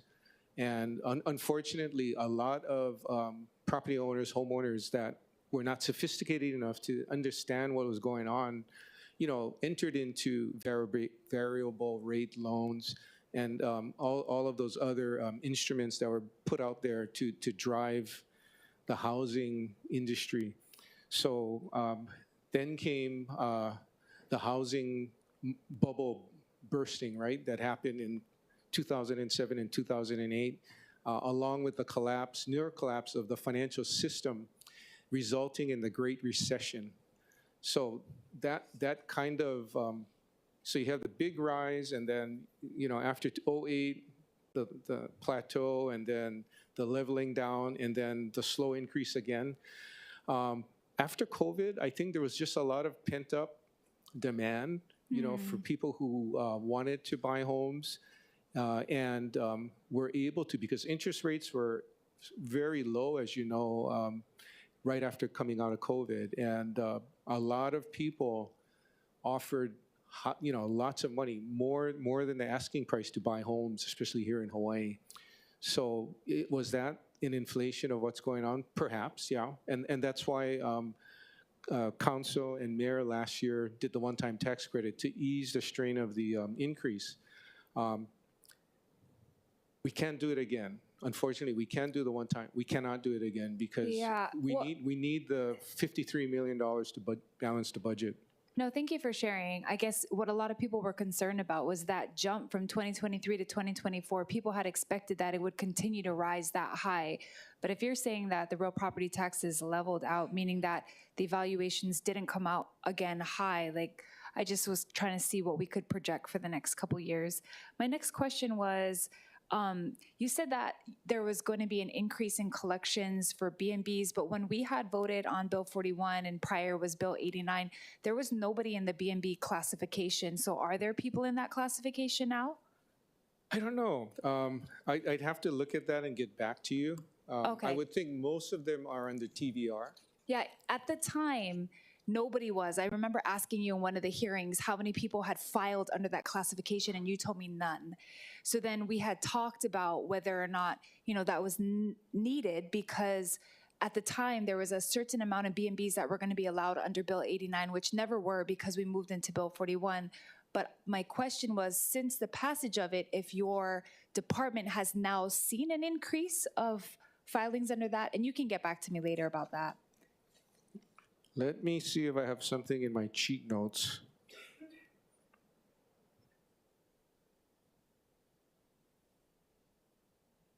Okay, so with regard to the STR law, we've reclassified nearly 2,000 parcels. And we'll revalidate the data here, but about only 30 are in bed and breakfast. Oh, 30. Only 30 of the nearly 2,000 that Okay. have been classified, reclassified as a result of the STR law. And it kind of makes sense because bed and breakfast homes are probably outside of the allowed zone in a lot of cases. So you had probably, a lot of homeowners that were not in the current zone that you have to be in unless you have one of those nooks, right? What are they?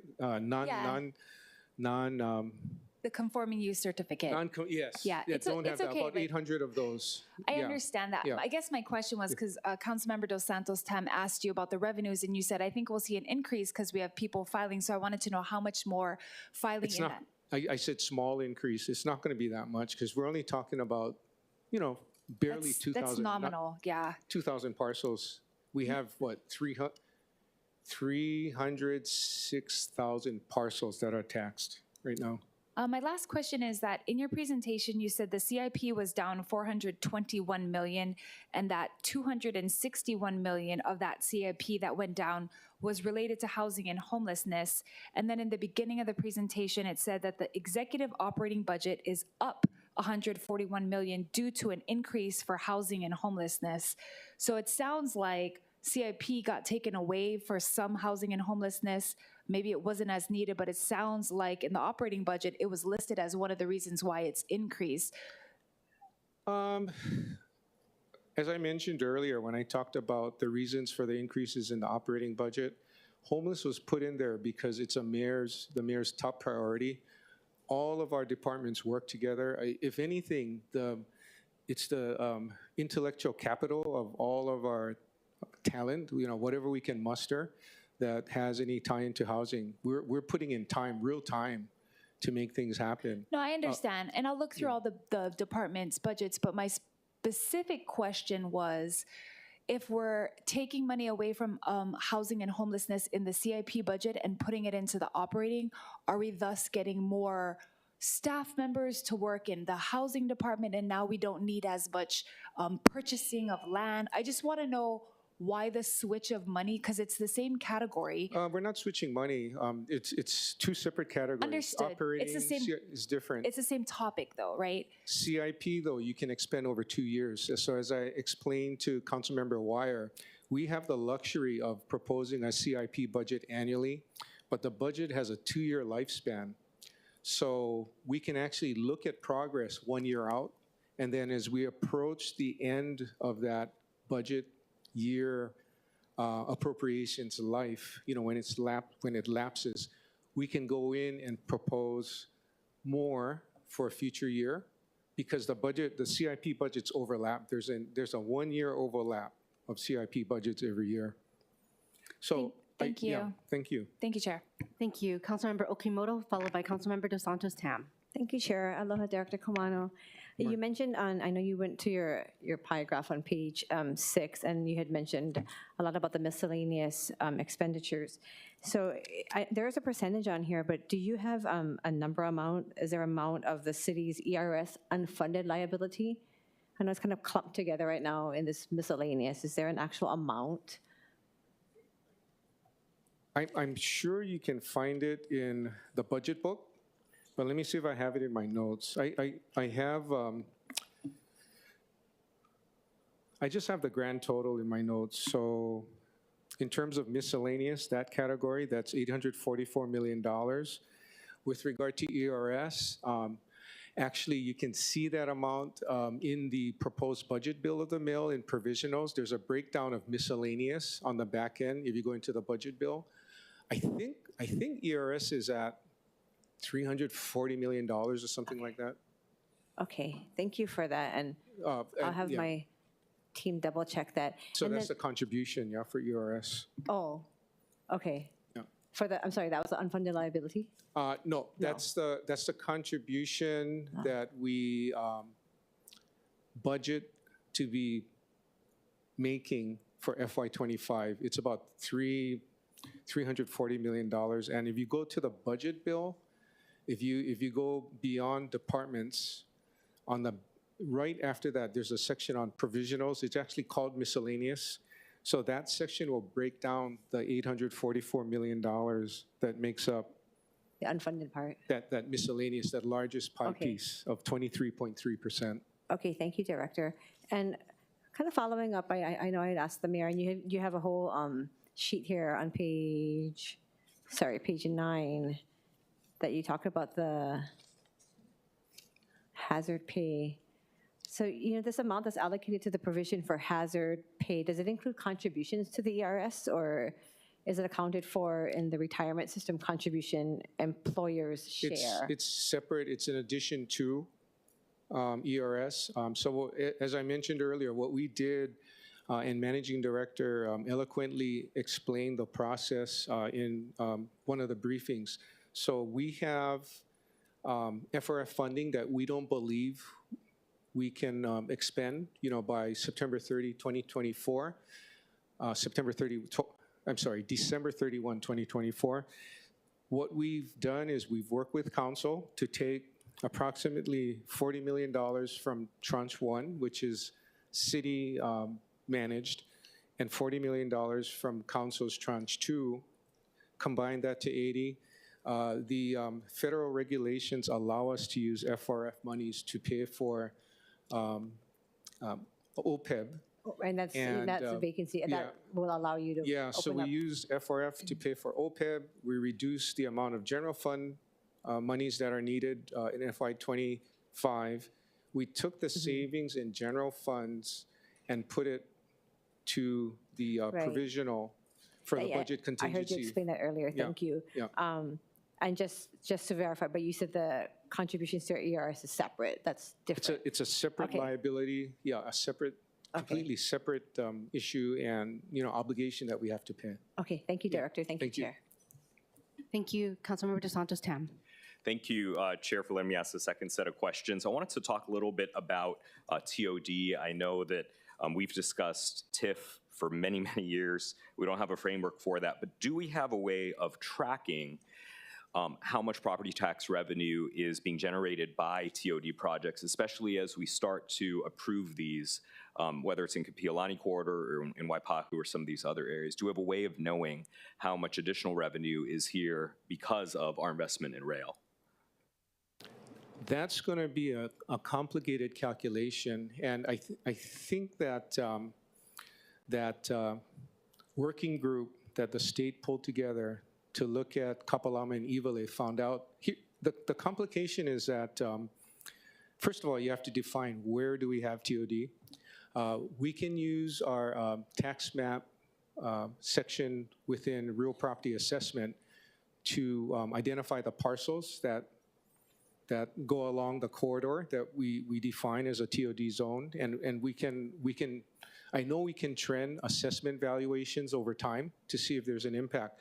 But what's happening as well is, as what the state found out, is that because we have a generous exemption program for development of rental housing for lower income individuals, those properties get exempt. They're exempt from paying property taxes. So one of the issues that the working group found out is that they're not going to get the amount of upside doing a TIF as they thought they would going in, because if we're providing, workforce housing and other affordable housing that can meet the criteria, and I think Chapter 8 of the real property assessment section, I think for qualifying property, only 20% of the units have to house renters at 80% and lower AMI. So the rest can be higher. The whole property, though, will be exempt from real property tax. And that has been in place for years. So they're finding out that it's a tool that we can look at, but we have to run the numbers and see if it's financially viable to get into that. The other issue that comes up is that when you add density, you're going to require more city services and, fire, police, EMS. If you create a TIF district and the taxes that they generate, additional taxes that they generate, is used to pay TIF debt, so it's not going to go to pay for services, that means all the people around this district throughout the island will have to pay more to fund those services. And that's the other, issue that has to be addressed, which with regard to TIF, and that's why I think we haven't done it. They've been talking about it for years, but the TIF tool has never been implemented. The state's talking about it. We're in support because we're supporting anything possible to increase affordable housing inventory. But at the end of the day, as a county, we have to do the analysis, be responsible, and ensure that we don't set ourselves backwards if we do it. Okay, thank you. Members, any questions? Okay, before I go, okay, go ahead, Council Chair. Thank you. Good morning, Director. Good morning. Good morning, it's Chair. Still morning. I'm looking at the executive summary, and I'm assuming that you're testifying with regard to the overall view of the budget, and later you'll come back and testify with regard to budget and fiscal services. That is correct, yes. Yeah. Okay, so just overall, I'm looking at the executive summary, and right from the get-go, page H2, the mayor's priorities in the executive program and budget include affordable housing, homelessness, DPP modernization and reformation, public safety and public health, transit and transportation, government efficiencies and improved core services, climate change and adaptation, and coordinated planning and execution of disaster mitigation. So all very laudable priorities.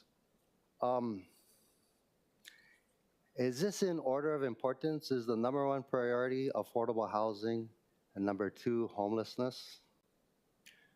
I would say those are policy priorities of the mayor, but based on what he says publicly and when we talk, I would say housing and homeless services are at his at the top of his priorities. Thank you.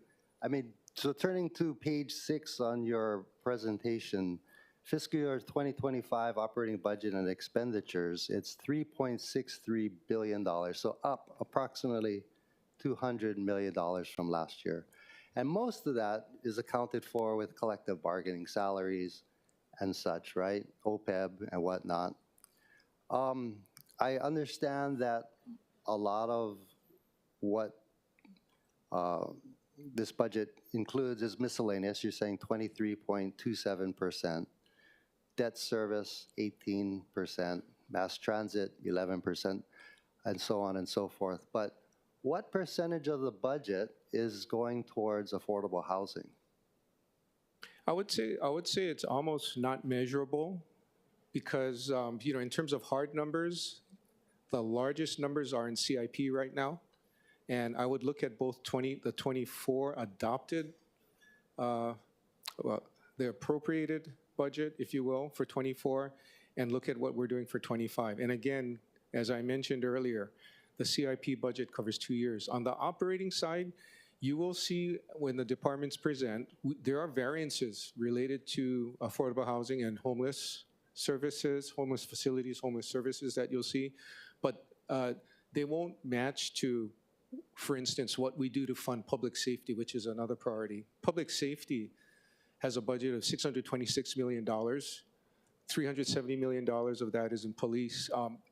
We're not gonna, in terms of allocated dollars, put that much directly to housing. But I can tell you right now, police, EMS, indirectly fire, DPP, DLM, all led by the Office of Housing, DCS, we all work together. There's a lot of intellectual capital involved in figuring out housing and how to finance to get more housing in place, how to finance putting homeless facilities in place so we can expand services. So there's a lot of effort being put in, and I think if you want to look at a total number to get the magnitude, the increase in collective bargaining probably is reflective of mayor's priorities. And if we say the top one is housing and homeless, I would say that he's going to hire the smartest and brightest people that he can hire based on our civil service constraints, if you will, to drive process, to drive these priorities forward to achieve success so he can deliver. And we're all being asked to deliver. No, and I agree. I mean, a lot of what we're funding is just core services, right? And public safety is part of that. Mm-hmm. And we absolutely want to fund that to the best that we can. But just looking at again, I agree with you and the mayor that affordable housing is a top priority. Yeah, it's collaborative. And homelessness, right? I mean, we mentioned that before, that when we were growing up, we never used to see homeless folks all over the place like we do now. And we get a lot of complaints in each one of our districts, as Councilmember Say pointed out. Probably his district has the most. But back to affordable housing. So I'm looking at section A8 of the executive summary. So there's $5 million towards grants to incentivize the construction of affordable rental housing. It says small walk-ups. Is this $5 million for what was Bill 7 and Bill 1? Yeah, Bill 7, Bill 1, and then now being legislated through Councilmember Dos Santos Tam. Yeah, Bill 3, I think, 2024. Right. So this is, okay. Yeah. And I guess when housing comes up, we can ask more about that. It looks like there's $3 million for Iwilei Kuwili Station TOD area development. Yes. And then $22 million for renovation of low-income affordable housing that may be administered or managed by the city. So what does that mean, redevelopment or renovation? These are houses that already exist? Yes, that have to be rehabilitated so that it can be used. There's some property that the city owns that unfortunately is in disrepair that has to be significantly rehabilitated.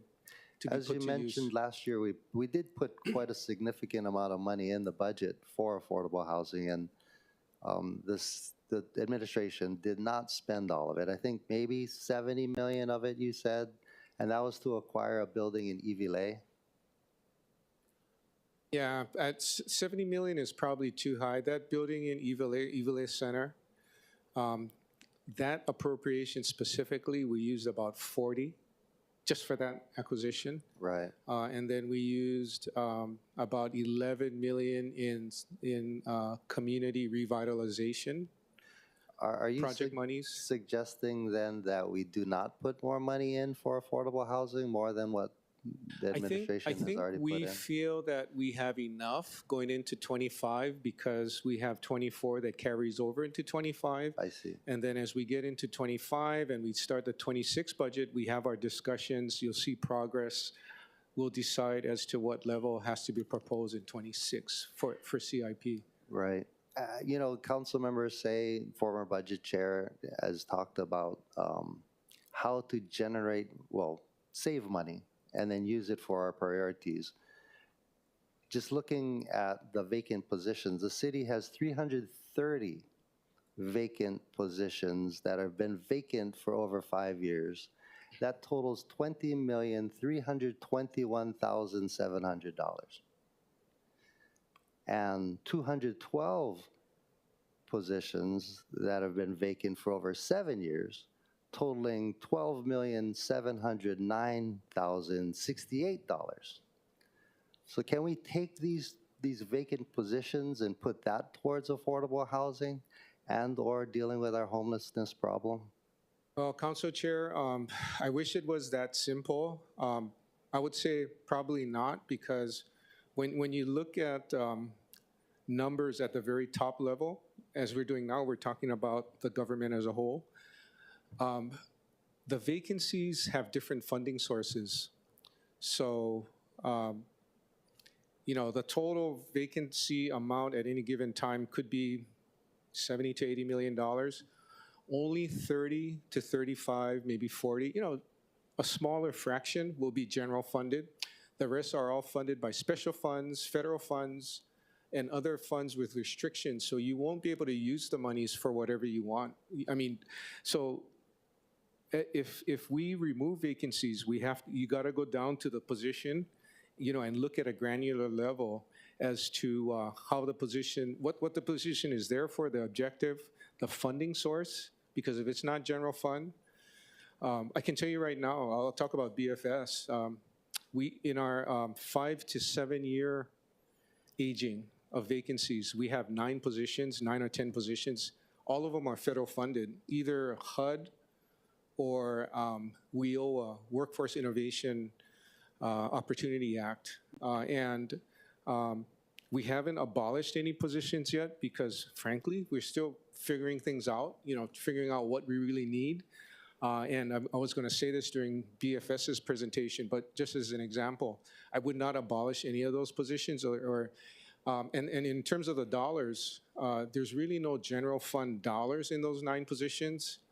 And it wouldn't create any additional flexibility to do something else if you remove those at this time.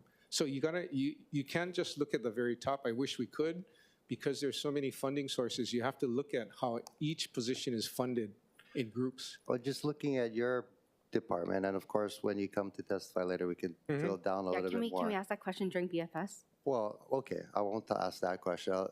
I'll have my whole team with me so they can question.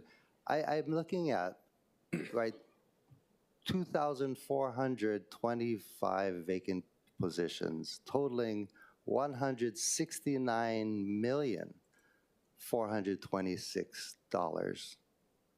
Again, not all of that money is general fund monies. But how much of this can we find to fund the mayor's priorities of housing and homelessness? Out of that 169 million, you're saying nothing. We can't take any of that. We did some trimming, as I mentioned during my earlier testimony, a few $1 million of general fund monies, and we use those monies to fund some of those variances we talked about that you brought up, Council Chair. And as the mayor stated, one of his priorities is to hire, right, to right-size staffing. What we saw coming in as a new administration is that, we would post positions with the verbiage subject to funding, something along those lines. If you were looking for a job, especially now where unemployment is relatively low, would you spend a lot of time applying for a job that's subject to funding? I wouldn't. And we got to put our best foot forward, and I'll talk about BFS, but we are hiring more than we did in prior to the pandemic. Unfortunately, the pandemic and the age of the workforce has taken a lot out of people, and people are retiring or looking for lighter type employment that's not as stressful. So we're losing people, and then the good part is we're losing people in some positions because they're taking promotions within the same department or another department, which is, I think, great for the city, that people have a way to, upscale, to advance. I think that's great. But at the same time, that creates an open position. So there's churning that happens, and you'll be amazed when you drill down to some of the departments with a lot of employees. You'll see some departments that have very little vacancies for more than a few years.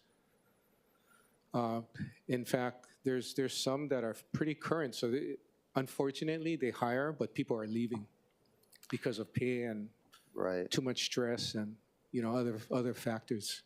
But it's a very dynamic situation with you got people coming in, people going out every day in the city. No, understood. I mean, I'm just trying to figure out how we can free up money to pay for, one, I think, agreeable, the mayor's priorities, but two, how do we pay our employees more money so that we can fill these positions, like these engineer positions in DPP and DFM that we're simply not able to fill because they're not being paid a competitive salary.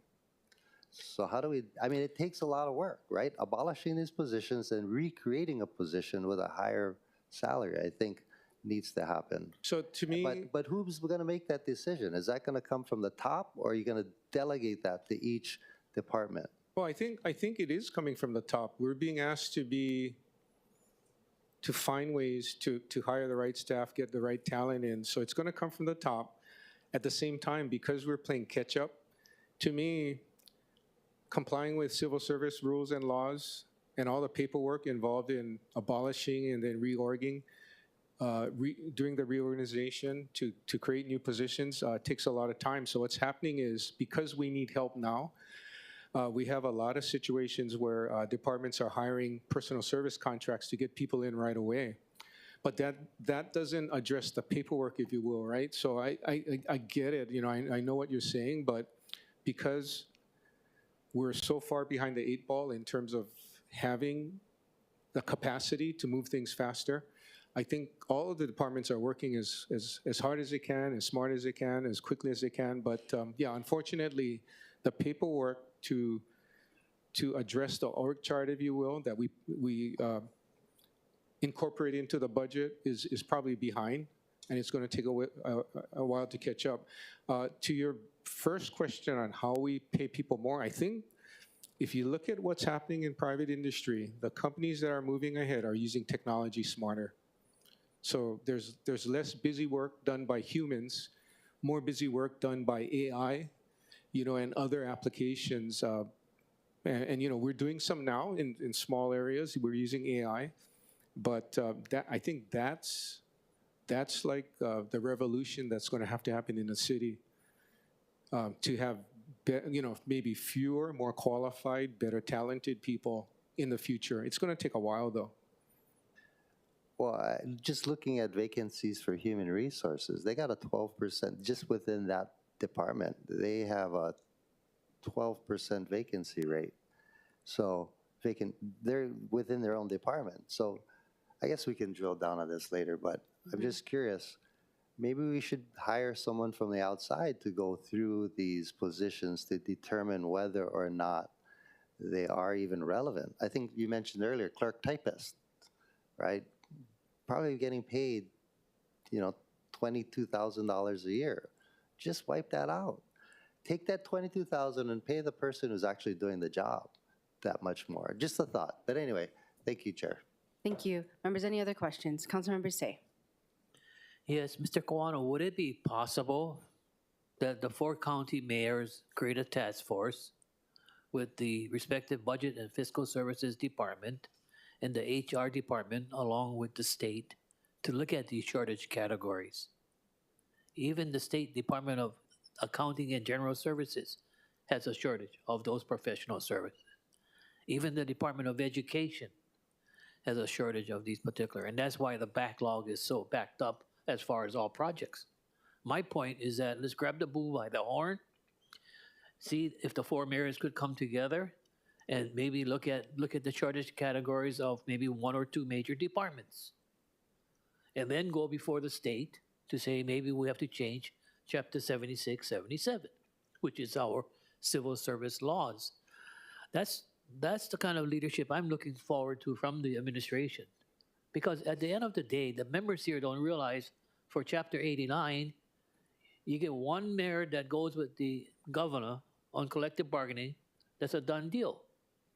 The counties have 4 votes, and the state has 4 votes. So if we're all in the same boat that we're cannibalizing each other, can we come together to address that particular shortage category issues? I just bring that up as number 1. And Madam Chair, just another point. I would love to see, and I'm sorry, Mr. Kawano, giving you more work, but I really liked your statement in regards to the higher fixed costs relative to the operating budget, that something has to be done. Because at some point in time, you'll be seeing the fixed costs being higher than the operating budget, whereby you'll be taking monies away from the people who need the services. So those are the two that I thought maybe you folks will take the lead as far as the administration. I'm sorry if I'm giving you more work, but if we, the council, would do it, then we have to create a pig, you see? So that's my point to you. Any thoughts? Well, the first part about putting together a task force, that's kind of being done, Councilmember Say. I think you're going to hear from our departments that have engineers and DHR what's being done, and managing director's office as well, as to what's being done to attract engineers. So I think they're looking at departments with problem classes in terms of challenges hiring, and we're looking at doing things differently for those classes.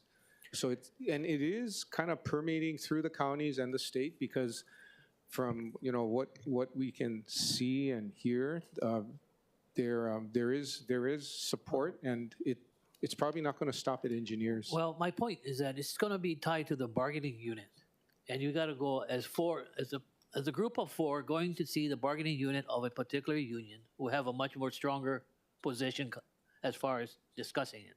Number one.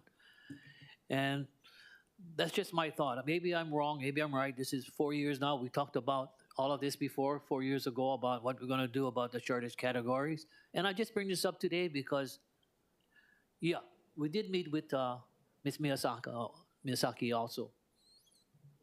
But my point is this. Your competition is not with the other levels of city and state government. It's the private sector along with the federal government.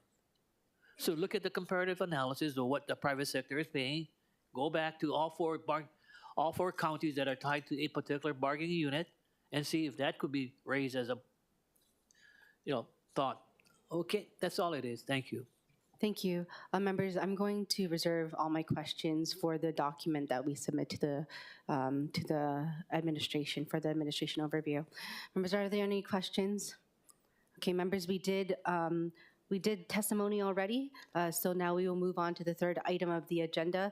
It is the Executive Capital and Operating Budget Review, which includes, at the beginning, the Office of the Mayor and Managing Director, as well as Department of Budget and Fiscal Services, and hopefully we can get to the rest of the departments, which are our public safety departments. With that, I would like to take up testimony first. We don't have any registered online testifiers, but is there anyone else who wishes to testify? Please use the raise hand feature on Zoom or press *6 on your phone to testify. Seeing none, members, we don't have any registered in-person testifiers. Was there anyone in person who wishes to testify? Okay, seeing none, members, we are going to the Office of the Mayor and Managing Director budget. We're going to have Deputy Managing Director Krishna Jayaram here to start the presentation. Members, we have the Mayor's Message 45 online and also in front of us, I believe. Let's double check that, please.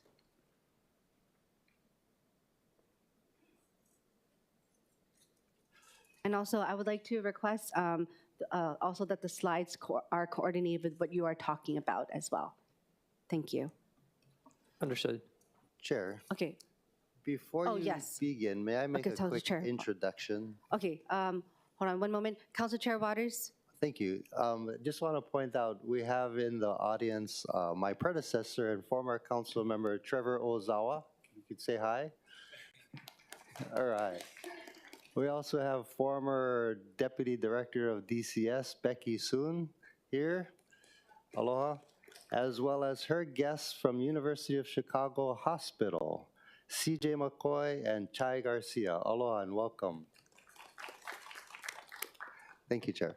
Thank you very much for joining us. Okay, we will. Oh. And Ben Igaron from Civil Beach. Okay. Deputy Managing Director, please proceed. Good morning, Budget Chair Cordero, Budget Vice Chair Wire, and members of the Budget Committee.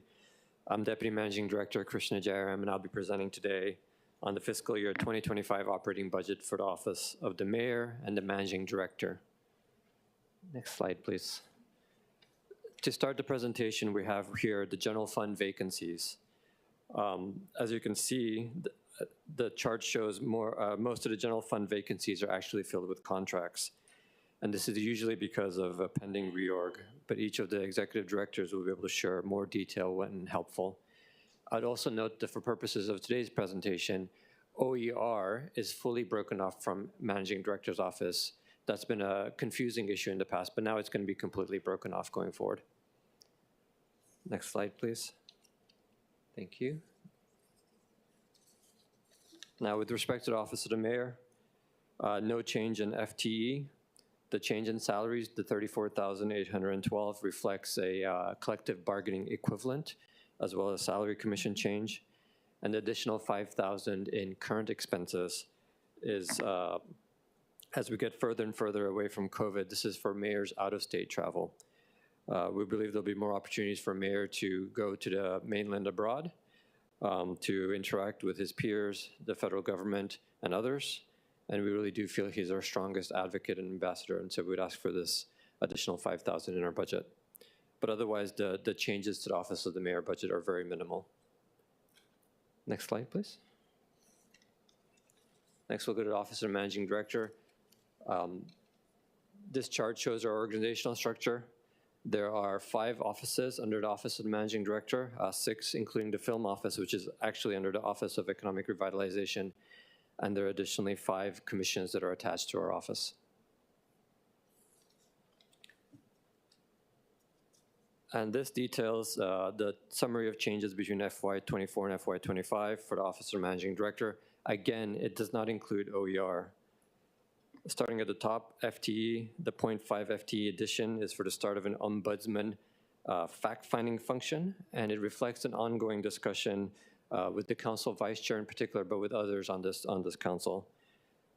Council vice chair identified, and we agreed that there needs to be a person that can be turned to when there are concerns about city operations and activities that need to be examined. We're asking for 0.5 FTE, and we'll have Ms. Hui Chen, who's currently the advisor to the managing director, to be in this role if it's approved. And her mandate will be to spend the year designing what this looks like in the MD's office.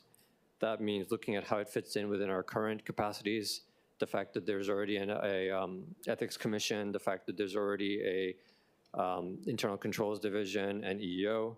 We'll also have a look at policies and procedures that would surround this office, and we'd have a look at actual PDs and specifics in terms of salaries that could be proposed.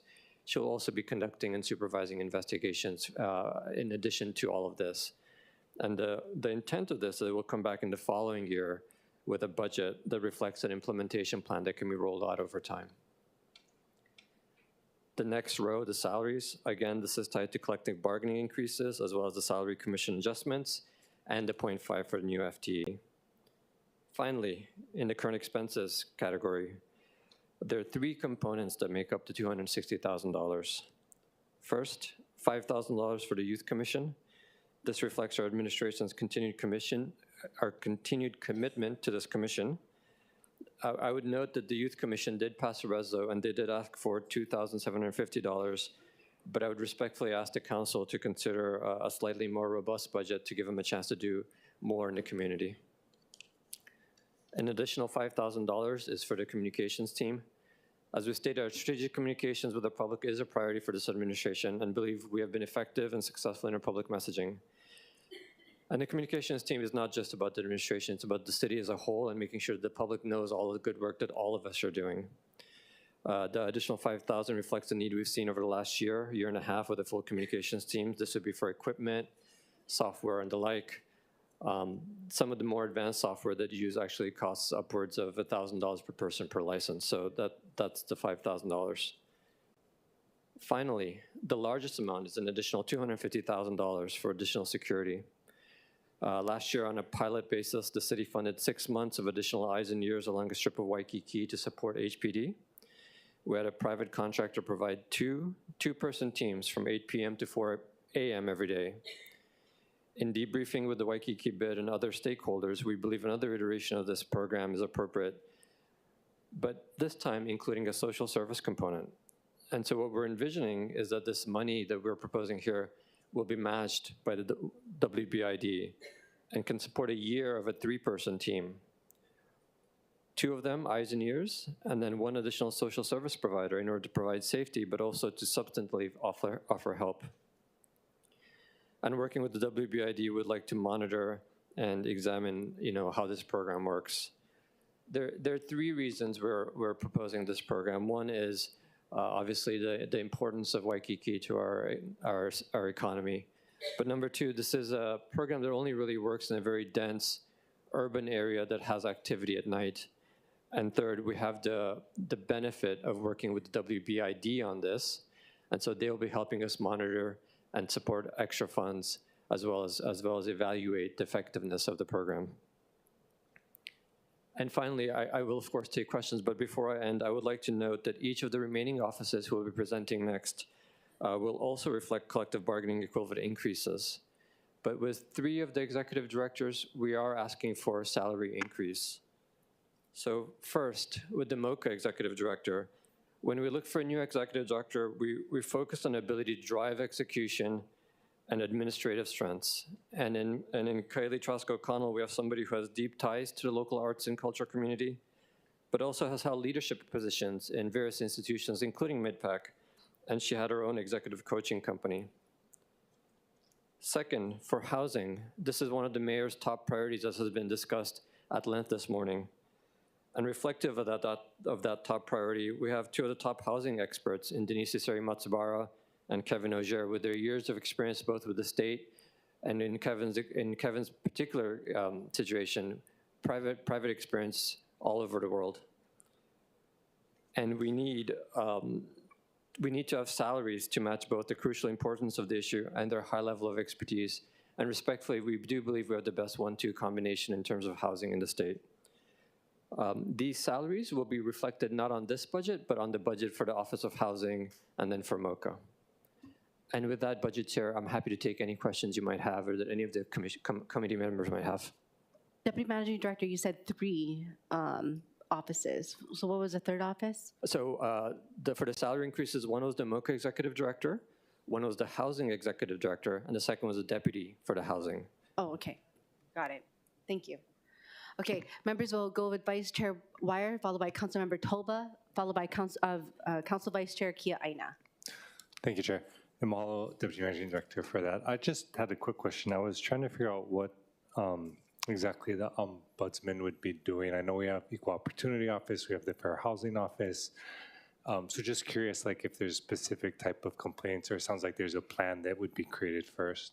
So that's a terrific question. So we have a number of sort of investigative capacities within the city. So the Ethics Commission will only investigate things that are in the ethics section of the city laws. Internal Controls Division looks at controls within the city. And then we have EEO that looks at EEO type matters. And one of the places where Vice Chair in particular was commenting that we don't have sort of clear function within the city is more situations where it doesn't fall into any of those categories. And I think the concept of the Ombudsman was with any issues are brought up that don't fall into any of those categories, either by employees or from outside, we need somebody to marshal that effort. And so that's the idea there. Okay, no, appreciate that. I mean, I feel like we fill those roles kind of sometimes because people call us to raise concerns if they're like a department's not working how it should, but definitely interested, I guess, in seeing the direction that the conversation goes. So appreciate that. And thank you, Vice Chair. And if I may add this, and I hope the Vice Chair doesn't mind my saying this, but this grew out of the discussions we had maybe a year and a half ago when we were struggling with a situation at the Liquor Commission. That's when this concept first came about, and we've been working on it and thinking about it. Okay, no, appreciate that, because I do think it is an opportunity to maybe fill some gaps, definitely, but would just be interested in terms of how expansive it's going to get or where it would go in terms of a bigger office or something like that. But it sounds like we're not even there yet. It's just kind of figuring out what this potential role could be serving. So appreciate that. Thank you. Thank you, Chair. Thank you. We have Councilmember Toba, followed by Council Vice Chair Kia Aina, followed by Councilmember Tupola. Thank you, Chair. You know, and is that the in page, let's see.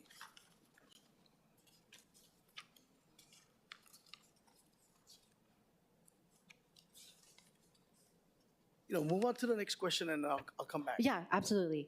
Okay, Council Vice Chair Kia Aina. Thank you, Deputy Managing Director, and thank you for putting the 0.5 FTE in.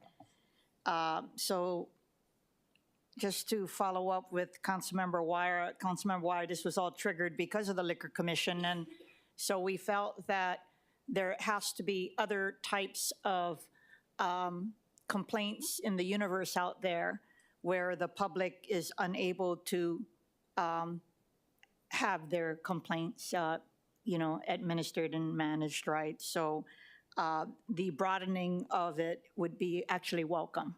So I appreciate that. I actually have a question because I know that with regard to OER and Department of BFS, I've always talked about the federal grants capacity building, which I believe we are making measured improvement. But I'm just thinking out loudly here because you're putting a 0.5 FTE in here. And clearly I had wanted this a long time ago, but I'm understanding city processes a little better. Takes time. So in that vein, when I talk to OER, I know it's going to be relating to their kuleana. And I would like a better assessment by the city of our overall capacity. And I'm just wondering, I guess I'm considering maybe adding, why can't I make just a full-time FTE and have that person do an assessment for the Ombudsman office and do an assessment of the city's federal grants capacity across all agencies. Again, I feel that some of the agencies are doing their best, but I believe they will be narrowly constrained to their kuleana. And I'm looking for a more comprehensive approach because when you look at that pot with all of the sources of funding, I'm quite certain that that federal source of funding that you guys list are for formula funding that's automatically given to the city. And of course, I feel that we are missing, I used to say tens of millions, but I would say it could actually be in the hundreds of millions of dollars that we are losing out on discretionary federal funding. So this is just I know we haven't had a discussion. I wanted to throw it out here because as we work on our amendments, it's going to give me food for thought here. Thank you, Vice Chair. And that's a critical question. This is something that we have been discussing for quite a while. And I would agree with you that we're not there yet by any means. So a couple things, and if I may share in two parts. One, the reason we're going with a 0.5 for the ombudsman is in part because we think we can do it with 0.5, but in part also because Ms. Chen, who we're going to task with this, has other employment elsewhere, and so her commitment is 0.5. So that's part of the reason. That's a big part of the reason we're going 0.5 with this. But with respect to the federal funding piece, that's been an ongoing discussion that we've had, and I just want to share a couple things for the council's awareness. We had a large cohort of employees go through OMPO training on federal funds last year. We have another 20 employees going through training this year. Andy Kawano did set up, as I believe you're aware, Vice Chair, that he has a team that's been helping on passing on federal grant opportunities to different departments and encouraging them to apply and doing research on their behalf. Additionally, OER is bringing on board a federal grants prospector. That person is going to be looking mostly at the managing director's office, the offices that are under there, so that is somewhat limited.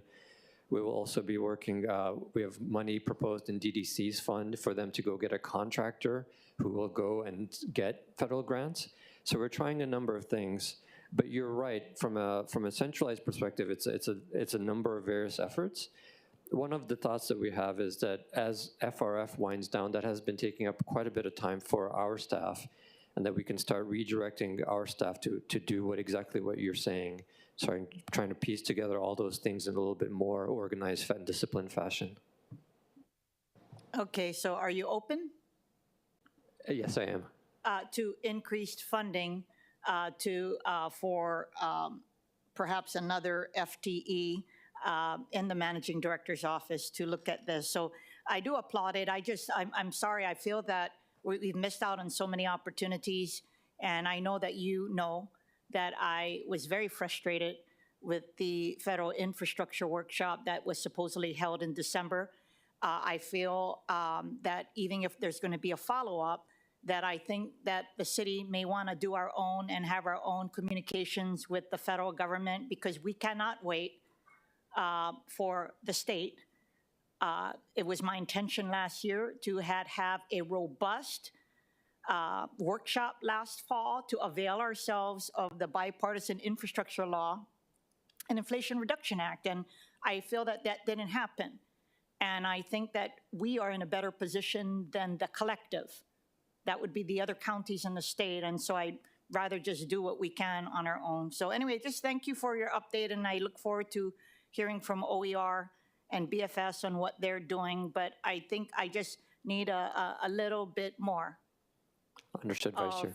assurances that it's contemplative, just as you're doing for the Ombudsman Office. Thanks.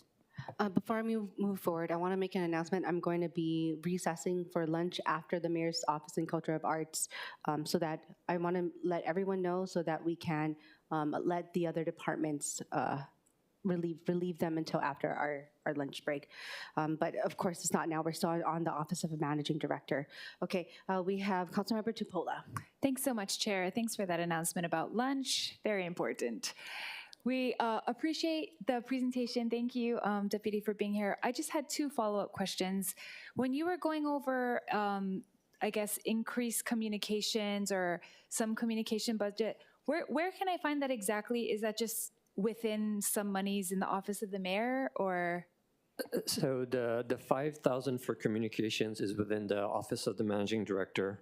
Oh, managing. And it's coded, it's actually coded as a total of 10,000 to coding 3990 for the Youth Commission. But it includes the money for the 5,000 for the Youth Commission as well as the 5,000 for the office, the communications effort. Okay, so 5,000 was for managing directors and then 5,000 was for Youth Commission? Correct. Yes, okay. Follow-up question with the Youth Commission. So is there a specific person within the managing director's office that's over the commission that kind of guides them, or how does that go? That's a really good question. We try as much as possible to respect their autonomy and be there to support them as much as possible. So we do have 2 staff assigned who are there at every meeting, and their job is to help figure out how the Youth Commission can do what it wants to do. And so that's Kevin Wong and Josh Prager. Yeah, thank you for those names, and thank you for helping to kind of guide them. I guess my question was, I think the increase for communications could be good, but I also think one of the things that would really help the Youth Commission is if they're able to take part in some of the things that are happening with youth. So we do have the State Office of Youth Services, but also, you know, the Youth Corrections Facility, they're trying to transition that from being a detention center to more of like a therapy center for youth. I just hosted a trafficking conference, and a huge amount of those who are being trafficked are youth. And also, we've just been having a lot of different stabbings, murders, et cetera, by young kids in my community. And I know that that's probably not at the forefront of these youth minds, but I do think that maybe some type of workshop where they can maybe learn about the most pressing issues, meet with the different departments within the state that already do youth services, foster services, youth correction services, just so they can hear a little bit more about these areas that the youth are being affected that are much more, I think, in the fringe than where our youth are. And I get it. The youth on the Youth Commission are like stellar, A+, AP students, so they might not be concerned with this or hear it often, but I think it'd be cool for them to maybe do some field trips and go see some of these areas. And if that money can be used to help them get a better foundation of starting, I'd be more in favor of that. Councilmember, that's actually a wonderful idea. So partnering with the council chair, we always do a this is the city presentation. We work through how city council works, what city council does. We work through what admin does, how admin is structured. But I think that is something that we could be a little bit more proactive and with intentionality maybe brief them on topics as we go along. And that's certainly something that I'd be happy to propose to the chair if that's something that she would want to see for her commission. Yeah, I think just looking at this, it's not a lot of money, right? They're asking for it for communications. I think I would like to see that money used to better equip these youth with almost like professional development, right? It's their first time trying to serve on something like this. And even me as a council member, I had to be briefed on what agencies affect what I'm making decisions about, and not just in the city. I appreciate that you do the city one, but huge amount of youth services happen within the state. So thank you for taking my thoughts in consideration. Thank you, Chair.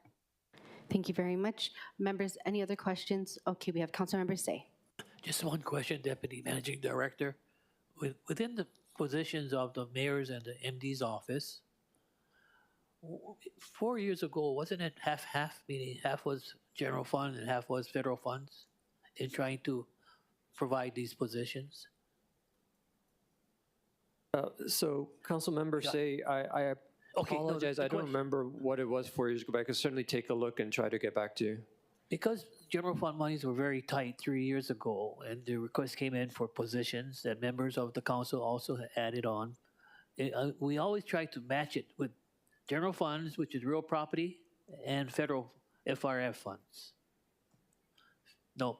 So, Council Member, it seems that for the mayor's office and the managing director's office, it has always generally been general funds, but there are offices attached where there were a large number of employees that were FRF or federally funded. That might be what you're referring to when you say half-half. Okay, thank you. And Councilmember Say, would you like to include that in the questions as well for follow-up so we could have further explanation? I will leave it to you, young lady. Yeah, Okay, Councilwoman. We'll put it. Thank you. Okay, members, any other questions before Budget Chair has questions? Okay, thank you. My question is in relation to the ombudsman's position, the half position. Are they doing the same position that the state does? Because the state's ombudsman office also follows up on county concerns as well, right? So you're absolutely right. The state ombudsman does have jurisdiction over county activities, but this is slightly different. This is us taking ownership over investigations that we need to have here in the city itself. So it's not the same jurisdiction, and it's a different focus, because this is when issues come to our attention, and then we would then have fact-finding that happens and follow-up that happens.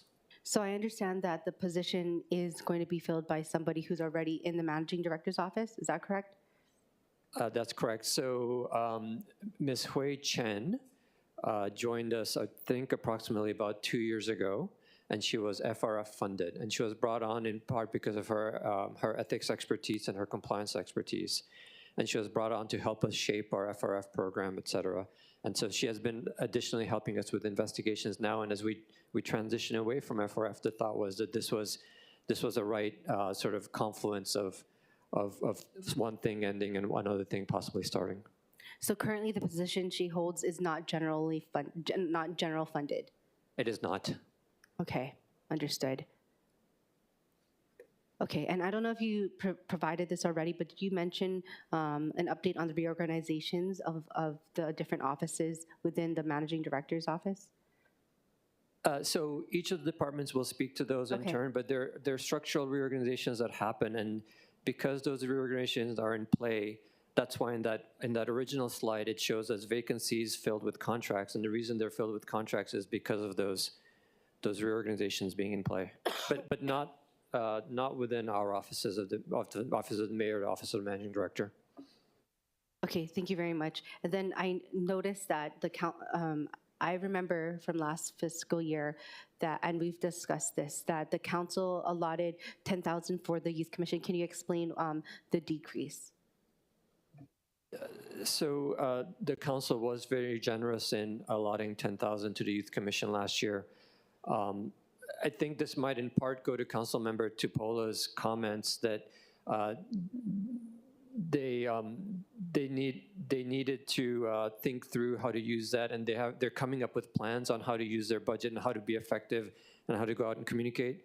Last year, they ended up not using most of it, And so this year, they actually came back with a reduced request for $2,750. But we thought that seemed too little because we do want them to be robust. We want them to be empowered. We want them to go engage with their youth. Okay, thank you very much. Members, any other questions for the Office of the Managing Director? Okay, moving forward, we have the Mayor's Office in Culture and Arts.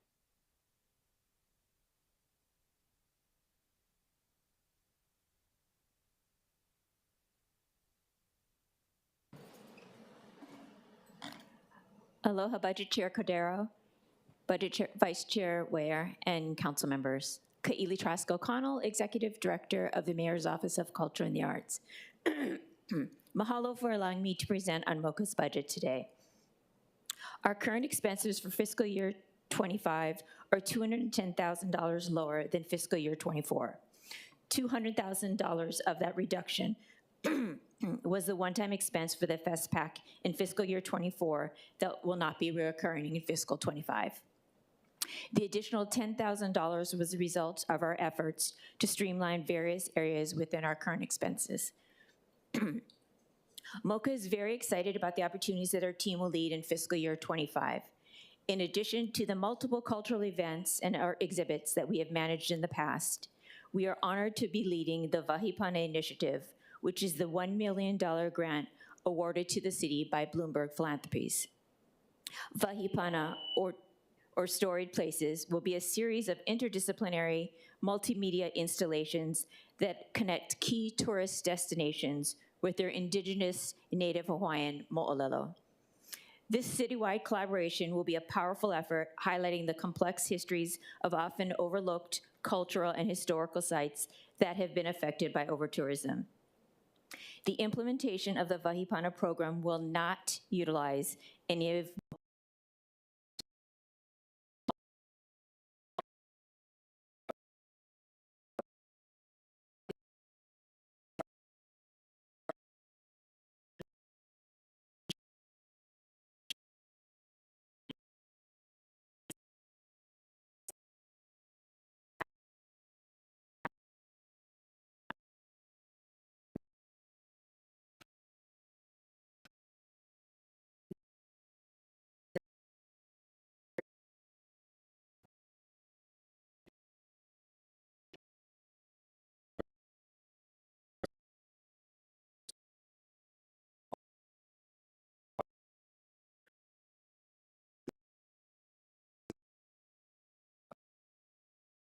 funds. Would that be within the current expenses for MOCA, like in terms of any expenses associated with hosting, say, other representatives or heads of government? Yes, we do have a line item for sister cities, and which includes the hosting. Okay, appreciate that. And just wanted to highlight it because I know that we have delegation from Vigan here now.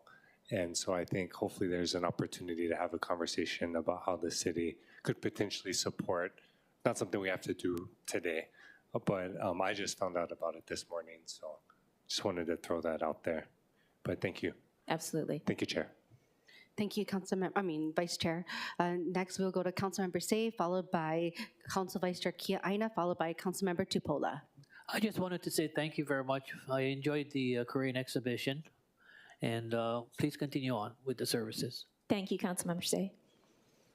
Oh, Council Vice Chair Kia Aina. Thank you. Director, can you give me an update on FestPAC? And I know that we allocated funds last year. So what's the current status of those funds? So we were allocated $200,000 in funds.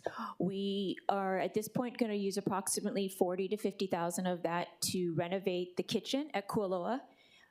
There will be many FestPAC delegates staying there at Kualoa, and we will have the Va'a ceremony there. So we needed to upgrade the kitchen to get it to a workable state. What kitchen? At Kualoa. I mean, so it's going to be for their benefit, or are you talking about temporary kitchen? No, it would be, it's an existing kitchen that needed some upgrades. So the benefit about this is it'll be upgraded for FestPAC and be utilized for FestPAC, but then the city will be able to use it going forward. How? Is that I mean, is this part of Kualoa Ranch? I'm sorry, you're talking about? It's a part of parks. Oh, We're you're working talking with about the parks. parks. Yes, we're working with parks to Okay. make this happen. So what about the rest of the money? Right now, we're looking into possibly using it to purchase the holo cards. There's quite a few holo cards that we are wanting to provide for the delegates to use while they're here. Okay, and do you have an internal team within the city? What about special duty officers that will be needed? Do you have a budget for FestPac? We have $200,000. I know, but do you have a breakdown? So we have about 40 to 50,000 Yeah, I for got the that. kitchen. We whatever money we don't use towards the holo cards, we will likely use to offset the. We'd like to propose using it to offset the special duty for HPD. Okay, I would like to see a better accounting of your breakdown, and as someone who's probably talked about that a lot, I shouldn't have to be calling your office to get an update, and I would like to say that I have never met you in my office. I know that you outreached around Christmas time, and I told your staffer that the times didn't work out, but I need to let you know it's March. And in order to strengthen ties, it would be good. There's only 9 of us, so I don't know what other members you've gotten, but it would be nice for you to come to my office. I would enjoy that. Thank you. We'll reach out again. Thank you. Okay, Councilmember Topola. Thanks so much, Chair. Aloha. I would also like to say, I don't know if we met personally, but thank you guys. You're helping me with other initiatives. I just had a couple questions. So thank you for the FestPac question. So are you going to give us a breakdown of the $200,000 and how you're going to spend it? Yes, we can. Okay. It has been challenging with FestPac timing. A lot of decisions were still on hold, and we were trying to finalize what were the needs. Okay. But you're in contact with the committee and you're going to do what they need. Oh, absolutely, yes. Okay, my other question was the Deputy Managing Director did mention you guys have a salary increase for the Executive Director. What is the current amount and what is it being increased to? Councilmember, the current salary is 122, is going to go up to 150 is the proposal. And then Deputy Managing Director, is that the 33,116 that's in the change for salaries on the slide? That would be part of the 33,116, but that would also include some collective bargaining equivalent as well. Oh, got it. Thank you. Thank you. And then last question for Executive Director, the Vahipana project that you're mentioning it because it's part of funds that you're requesting, or I just wanted to wrap my head around why you were mentioning the Vahipana project. Oh, I was sharing just some of the bigger initiatives that we're excited about for this year. And I also wanted to note that the $1 million funding that we will get over 2 years will not, is straight funding, and we will not need to use any of our operating funds to execute this initiative. Specifically for this Vahipana project, do you have more information on your website about it? Not yet. Okay. We're building the program throughout fiscal year 24, and then it will go live in 2025. Yeah, I'd very much like to see the details of it and see, how specifically it advances your initiatives and your vision and mission, and possibly how we can partner in the community with that as well. Absolutely. Our initiative will be engaging the various communities that our art installations will go into. I have a executive summary that I'd be happy to share with you all. I think it's a great way to give a good highlight and understand the main components of Vahipana. Okay, sounds great. I look forward to reading that. Thank you, Chair. Thank you. Members, any other questions? Council Chair Waters. Thank you. Well, congratulations on getting that $1 million grant. That was incredible. And we've encouraged other departments to do the same and try to get grants like that. But I just have a quick question dealing with Olelo, Hawaii. Last year, to comply with state law, your office created a list of positions and their Olelo, Hawaii translations. Is the list available to the public? I believe it is. Do you know the answer? Chair, if we don't have it publicly somewhere, we can certainly make it available. Fantastic. Maybe you could put that on the website as well. Thank you. you know, we procure art here at the city. How do we maintain the art? Marion Cadora is our public arts curator, and that's a huge part of her role. She has I believe it is $70,000 line item that she has a schedule. She brings in vendors, for lack of a better word, who maintain the all of the arts throughout the city. Okay, terrific. Thank you so much. Thank you, Chair. Thank you. Any other questions? Okay, thank you. Chair has a few questions for the director. First off, I want to follow up on the FestPack information that you provided.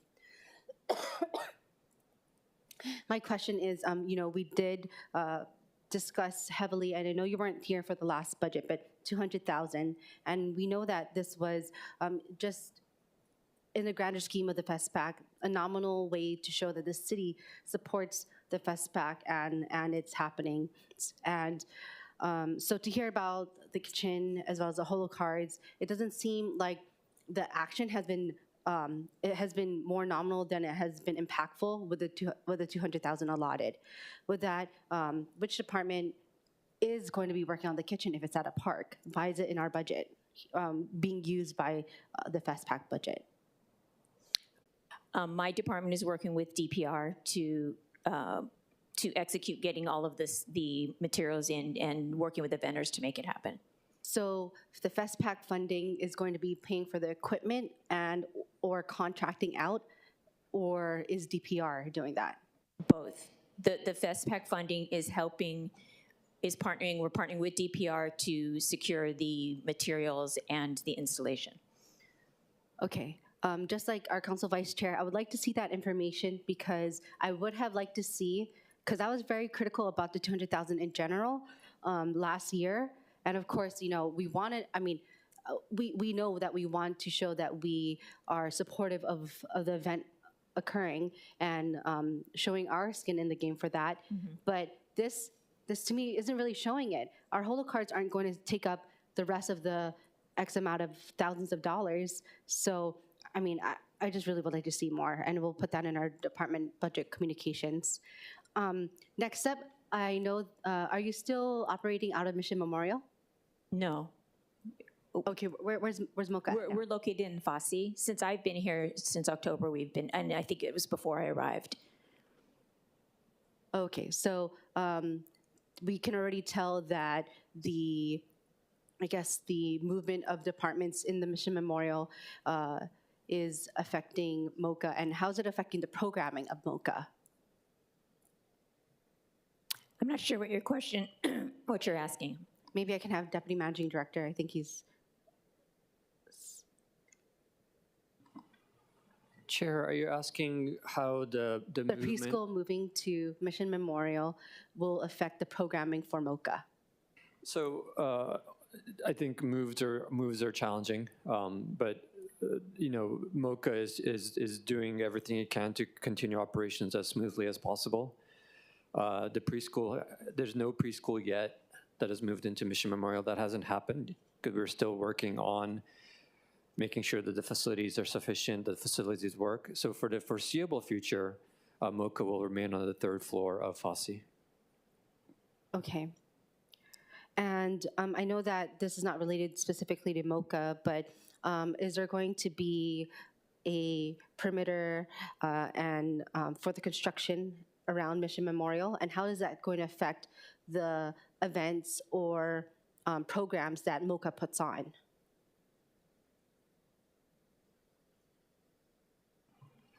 Yes, we've been working with DDC on identifying exactly where the perimeter is going to be. And we are having to work through some challenges for our site events because, for example, the excess of water. Accessibility of water is important if you're going to have any kind of food being served at any of our events. So that's something we're actually working through with them right now. We haven't had finalization on where that water source will be. Okay. And in addition, I'm going to move on towards certain things that that MOCA is tasked with relating to cultural matters. As the executive director, it is expected that for the city that you take on such roles. So as the executive director, what cultural advisory roles have you assumed? And would you be able to provide updates and insights into the projects that are occurring?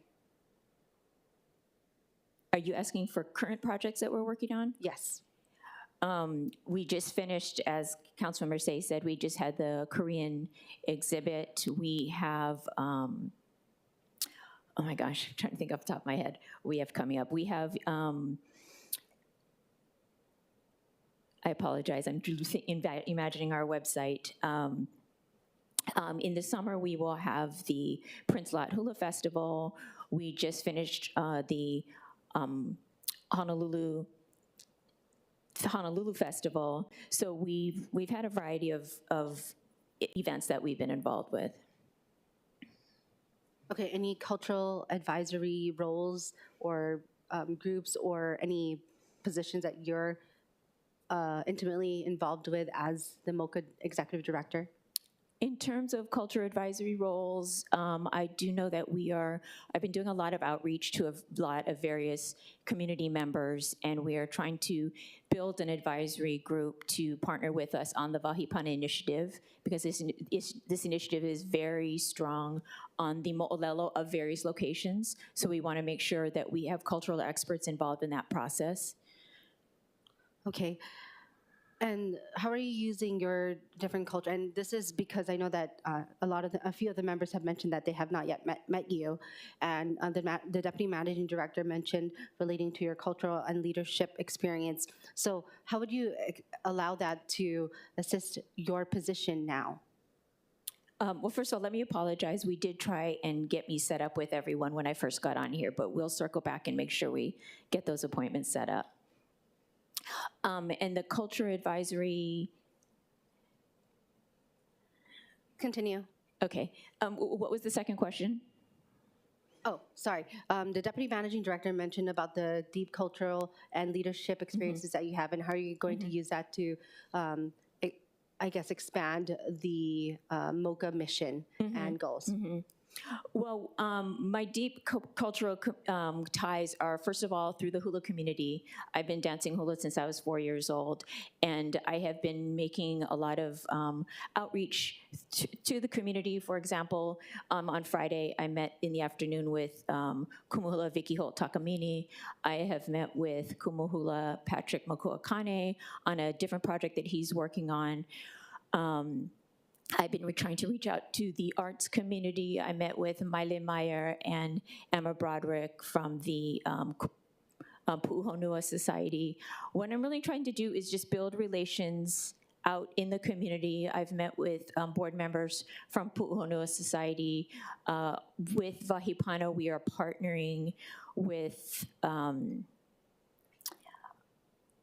various community members, because we really don't want this project to be done in a silo. We have partnered with Hawaii Contemporary. We've had Pu'uhonua Society involved, and I've also been reaching out to our state counterpart, Karen Ewald. Okay, thank you. And you mentioned the Bloomberg grant, the can you explain that for me? Sorry, Vahipana. Okay, thank you very much. What progress has been made on that grant, and how is it going to influence or help MOCA and the rest of the city through culture and arts programs for us here? Well, what the program is going to do is it's going to have art installations at a variety of locations throughout Oahu. And its intent is to tell the story, to tell the deep, rich stories that we have throughout our city. And what we're trying to do is really in partnership with what our regenerative tourism is doing. We are trying to tell the stories, make our visitors, but as well as our locals, have a more enriched understanding of the incredible history and the mo'olelo that we have here.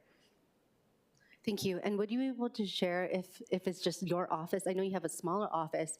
So are you looking to have consultants? So are you contracting out this $1 million to be utilized for the grant and for the program?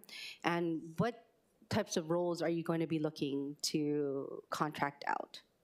Yes, so currently we have a creative brief that we will be sharing, and we have shared with some local marketing agencies. So we're going to be working with them on the brand identity and the marketing executions for Vahipana, because this is something we really want to promote, highlight, and just share with the community, because that's really what the grant is about.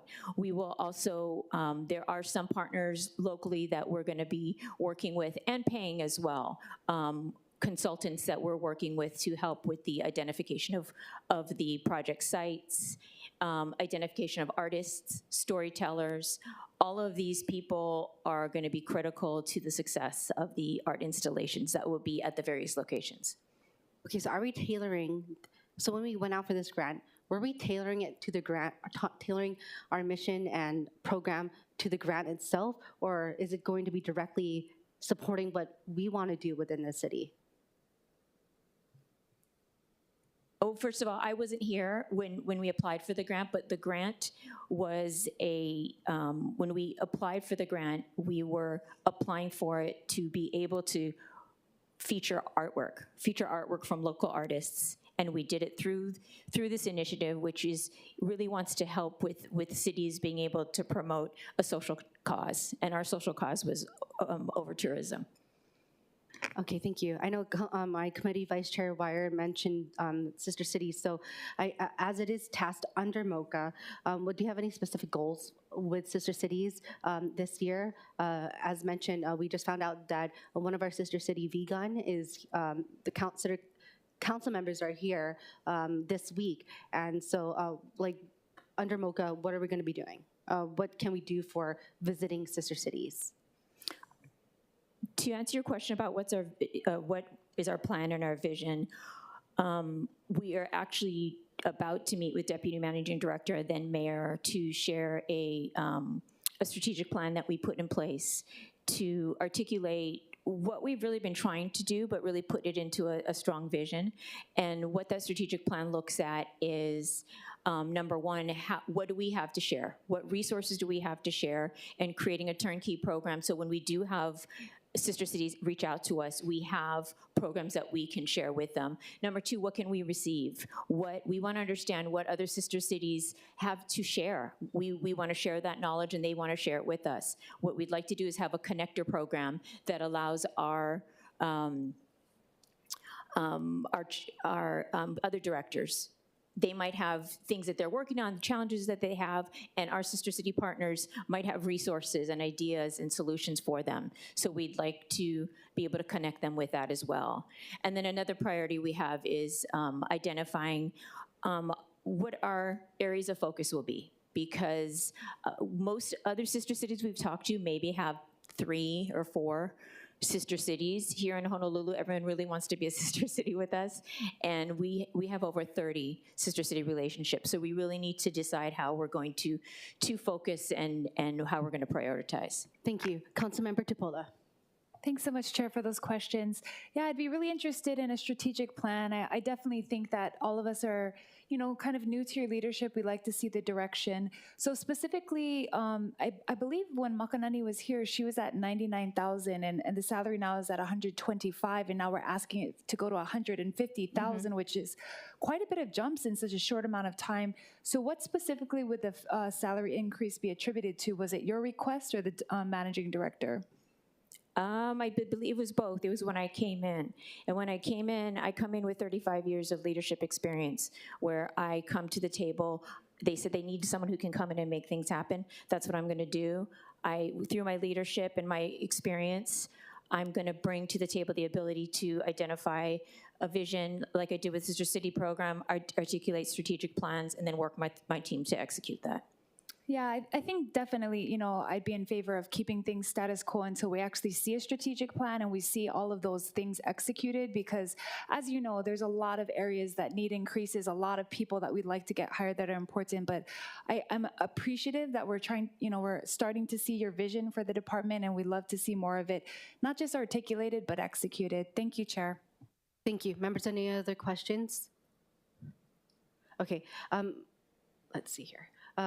There are a few programs that have been occurring under the city administration, and especially to expand our Native Hawaiian culture.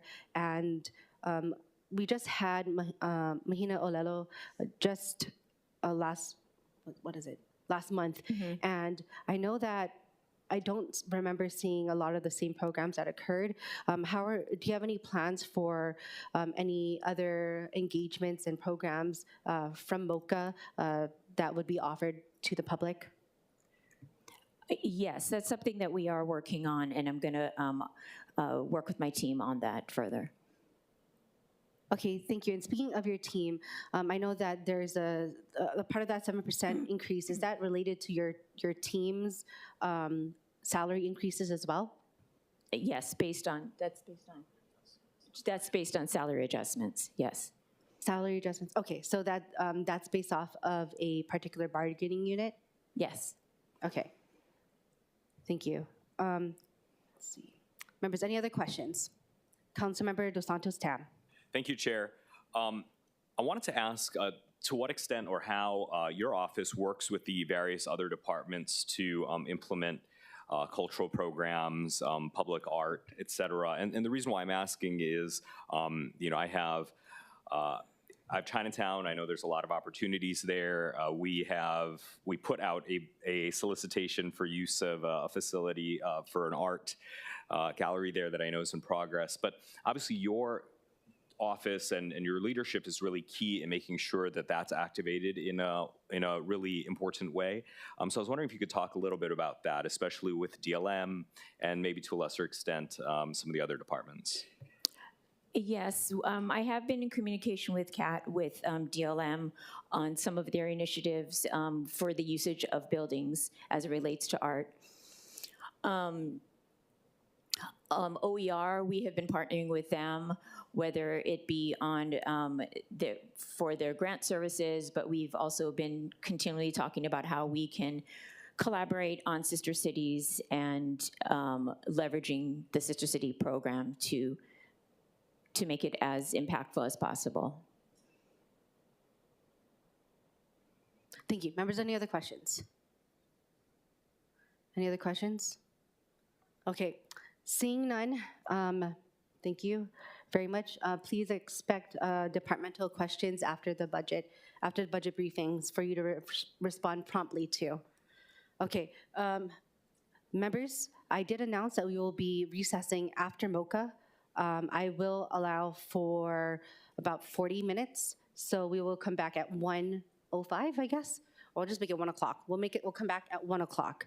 Then we will then start back up again with the Office of Housing, and then the rest of the Office of Managing Director and Mayor's offices, and then our public safety departments.